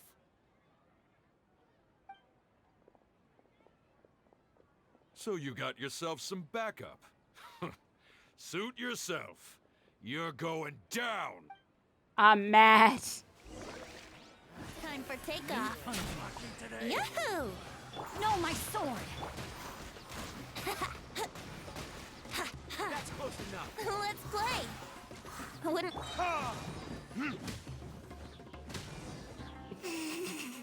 I'm mad. Black hole. Traveler, were you just taking your anger out on those guys? I'm fine. You and Nahida both. Dunyarzad wouldn't want to see you two like this. Oh, and speaking of her, Paimon just remembered something. Remember how during the first Sub-Zero's festival, before the Samsara started, we came here with Dunyarzad because she wanted to pick something up? She said it was because she had forgotten something. Yes, I do remember that. Okay, so Paimon's memory is working so far. Anyway, Paimon also remembers that she is staying somewhere around here. She pointed it out to us the night before the Sub-Zero's festival. Maybe it'll give us some clues. Yeah, even if it's only a tiny clue, it'll probably still help us more than this needle in a haystack search. This is the place. It's rude to enter other people's spaces without permission, but desperate times call for desperate measures. It's a dream anyway, who cares? The windows are unlocked. Okay, Paimon's gonna take a peek inside. Paimon enters the room and returns a while later carrying something. Because we didn't want to render the room. This was only a temporary residence, so there was pretty much nothing inside except this book on the table. Should we open it? Oh, gosh. Okay. After almost 16 days, I was finally able to get these notes written before the Sub-Zero Festival. Once the festival ends, you and Paimon will probably continue your journey immediately. So I was hoping that I'd be able to give you this to you before that. This is a compilation of folk legends concerning Lesser Lord Kusanali, created from a series of interviews that I conducted in succession and wrote them down. I interviewed so many people, but I'm afraid that there are very few who know very much about her. Still, I hope that this will be of use to you in your search for her. Gantaraville's water supply was once contaminated, forcing everyone to go very far out to get water. But one day, people suddenly found that the water was drinkable again, and some said that a green light was seen near the water's source the previous night. Everyone believes that this was the divine power of Lesser Lord Kusanali at work. It sounds quite possible. The decontamination of water sources via natural means probably takes ages. Did Lesser Lord Kusanali appear in Gantaraville then? After Mama passed away, I was super afraid of the dark and couldn't sleep. But from one day on, I would hear a voice that would chat with me till I fell asleep. A nice lady told me that Lesser Lord Kusanali must have been watching over me. Poor child. I hope the Sub-Zero Festival makes him a little happier. This is quite similar to something I experienced back then as well. She is indeed a gentle god. There was this one time when I had a wee bit too much to drink and couldn't find my way home to save my life. Then, when I turned a corner, I could have sworn I saw Lesser Lord Kusanali. She was very tall and had the most muscular arms, and she called me when I slipped and fell. The next morning, I found myself sleeping under a tree. I reckon that must have been her looking out for me. I'm not sure this one has that much value as a reference. That was probably just a tree, right? These folk records appended with Dunyarzad's references and opinions leave every page densely packed. Wow. Dunyarzad wrote all of this. Sounds like she was always thinking of us even while we were away. Even though she was also busy preparing for the Sub-Zero's festival and had all her health problems to worry about. She must have wanted to give this to us as a gift on the day of the Sub-Zero's festival, right? If we hadn't found this book, we never would have known. But now that we know, we can't even thank her. Dunyarzad. Hey! Where are you off to now? Probably her dream. Maybe, I don't know.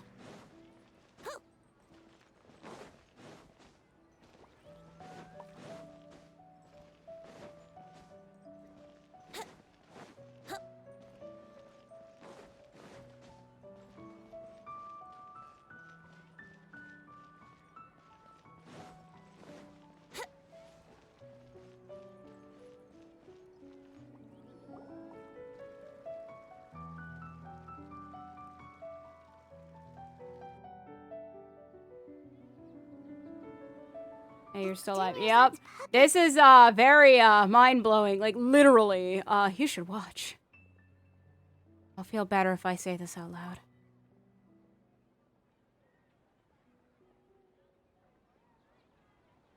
Thank you. Traveler? You must be exhausted. Come to think of it, we've been stuck in this place for a really, really long time. Heck, even the last time we were chatting happily with Dunyarzad feels like an eternity ago. Maybe it's us that is dreaming.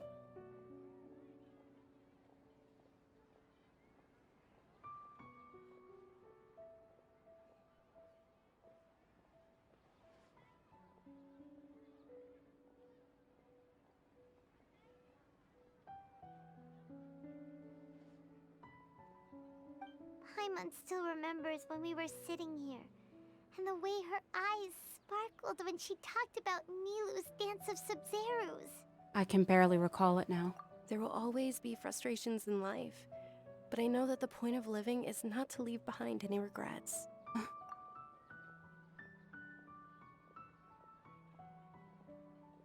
That was what the real Dunyarzad said, wasn't it?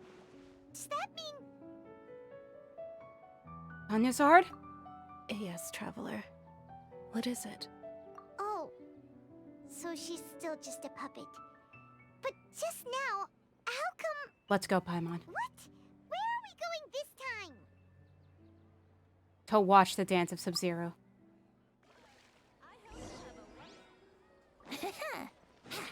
We're gonna make it happen, and we're gonna get rid of some sages to do so. Let's go.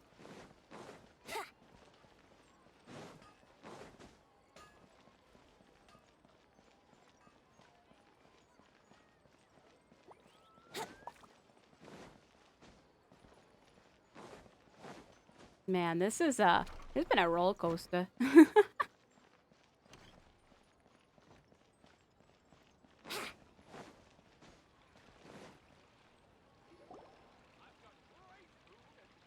If you continue to resist, we will have to order an investigation into every single event organizer.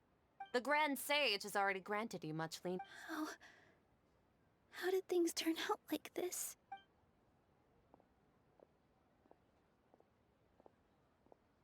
I'm gonna punch someone. Traveler? You don't have to get involved. He's a sage from the academia. I don't want to drag you into this. Nah, you're gonna dance. Traveler. Traveler? What the heck are you doing? If you get arrested by the academia, that's another day gone to waste. No, it won't.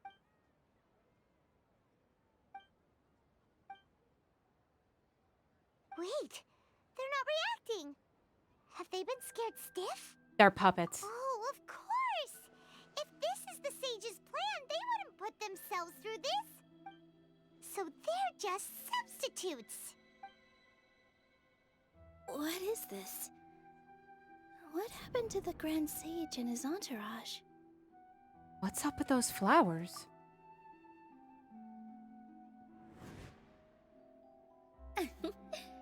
Like I said, they symbolize the goddess of flowers. It's just a shame that all the real Padisaras went extinct after her death. It's Nilhu's dream. Yes. The Greater Lord brought forth new Padisaras in memory of the goddess of flowers. But she ultimately could never truly replicate that beautiful shade of purple.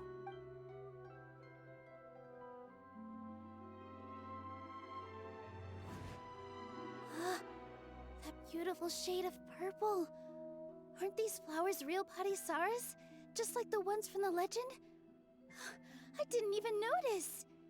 Dunyarzad, did you find these? But didn't you just say all the real flowers went extinct after the goddess of flowers passed away? So, how? Yeah. What's going on here? Nilhu, close your eyes. Huh? Imagine that the Grand Sage and his entourage are not here in front of you. You guys are acting weird. But okay, I'll try.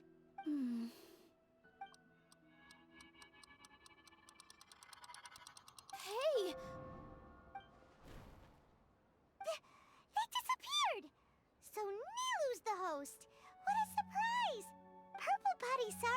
exist in the real world anymore. But in Nilu's subconscious, they can appear as decorations on the stage. It's just like the example Nahida told us. People assumed there will be food on a plate, and Nilu assumed there would be real patisaras in the flower pots. So when you saw the flowers, you instantly knew it was Nilu? Correct. But if we want to end the samsara, we need the host to become aware that they're dreaming. How should we make Nilu realize that? Well, she can hear us. She's not deaf. Am I dreaming? Huh? How did you come to that conclusion? Did you literally hear Paimon talk? So I'm right. Is this Lesser Lord Kusanali responding to our celebration of the Sabzeruz festival? Wrong guess, but you aren't completely wrong either. The point is, what made you think this is a dream? As far as you know, people in Sumeru don't dream, right? Yeah, but have you heard the tale of the first sage? To prevent a calamity, he went on a journey to find the Dendro Archon. Ooh, sounds familiar. Dunyarzad told us a story like that when we first arrived in Sumeru City. So it was about the first sage, huh? Yep, but in the part you heard, he hadn't become the first sage yet. There's more to the story. His piety and wisdom were acknowledged by the Dendro Archon, and she finally gave her blessing to him. All kinds of spectacular scenes appeared in front of the first sage, as if all the knowledge in the world was being painted onto a canvas right before him. He was captivated. After who knows how long, he mastered all the knowledge he could comprehend. Afterward, he said to the Dendro Archon, "I miss my parents, my wife, and my children. I've been away from home for far too long. They must be worried." The Dendro Archon smiled. The next second, the sage found himself lying in his bed, as if he had just woken up from a dream. His wife, lying next to him, said, "You're off to search for the Dendro Archon today, aren't you? Have a safe journey, my love." In the end, the first sage took care of many disasters in Sumeru City and founded the Academia. What a happy ending. Was it? So, the first sage was dreaming ever since the beginning of the story? He never went on his journey? Yes. But his faith and determination were conveyed to the Dendro Archon, so she blessed him in the form of a dream. Paimon understands where you're coming from now. That's a really interesting connection. But we really gotta wake up soon, like the sage in the story. Now that Nilu's aware of it, this dream should be over soon. I see. Well, it just so happens that today's Sabzeruz festival is almost over too.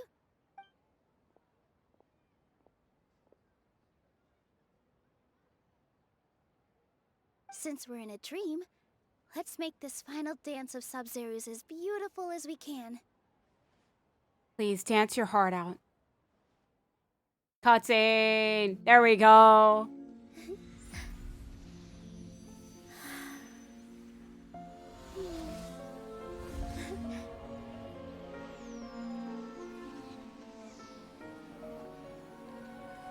The wait is over, everyone. I dedicate this to our god, the Dance of Sabzeruz.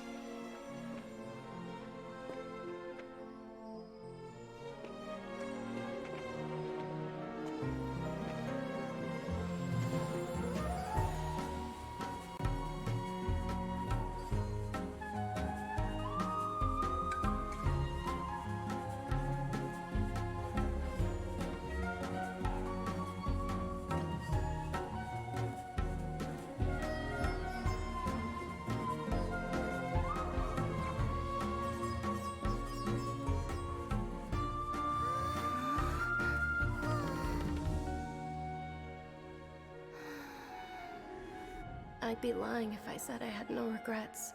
I would have loved to see Nilu's dance.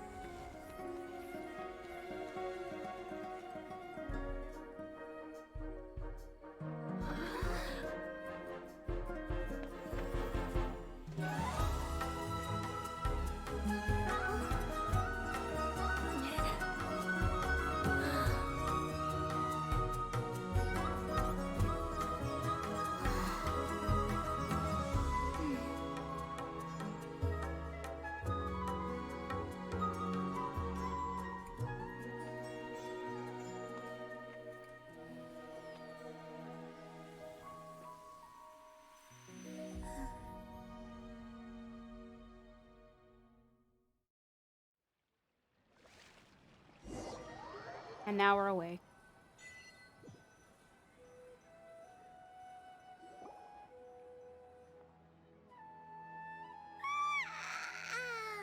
Oh, good morning, traveler.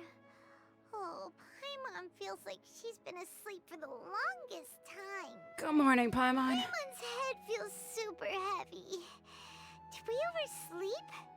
Do you even remember going to sleep last night?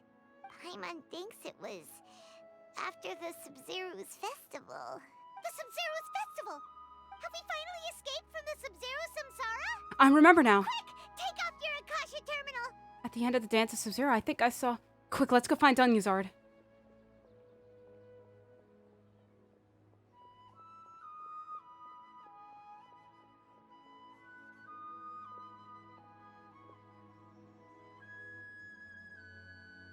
She's not in her room. What happened? Let's go to the usual spot. Huh? What usual spot? A spot that we're just gonna run to.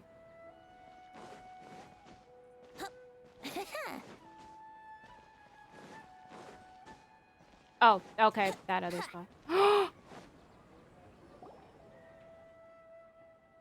done, traveler and Paimon. Nice.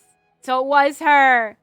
And thank you, Dunyarzad, for organizing the Sub-Zero's festival for me. That's nice, Kusanali. I'm sorry, who are... Dunyarzad! You're okay! Oh, don't scare us like that! Dunyazard. Oh, Traveler Paimon. I have something amazing to tell you. I just had a dream. And I saw Nilou performing the dance of Sub-Zerus.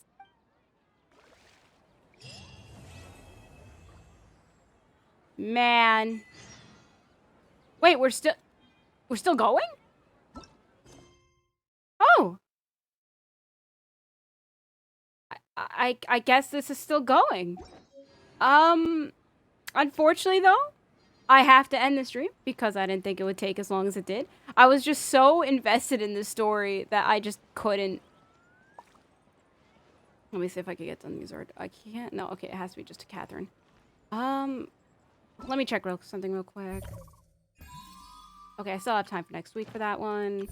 Other stuff. Okay. Okay, so yeah, I'm gonna end the stream for today.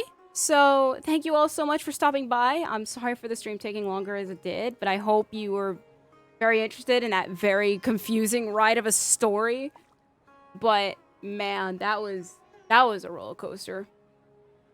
So yeah, the next stream will be tomorrow at yeah, sorry. I mean, it's been 3.5 hours, so it's actually been a long stream. But yeah, I'm gonna end it. So my next stream will be tomorrow at, I believe, either 7 or 8 p.m. EST. I don't exactly know what I'll be streaming. I'll figure it out. I usually do. So yeah, until the next video or stream, I'll see you all later. Bye-bye!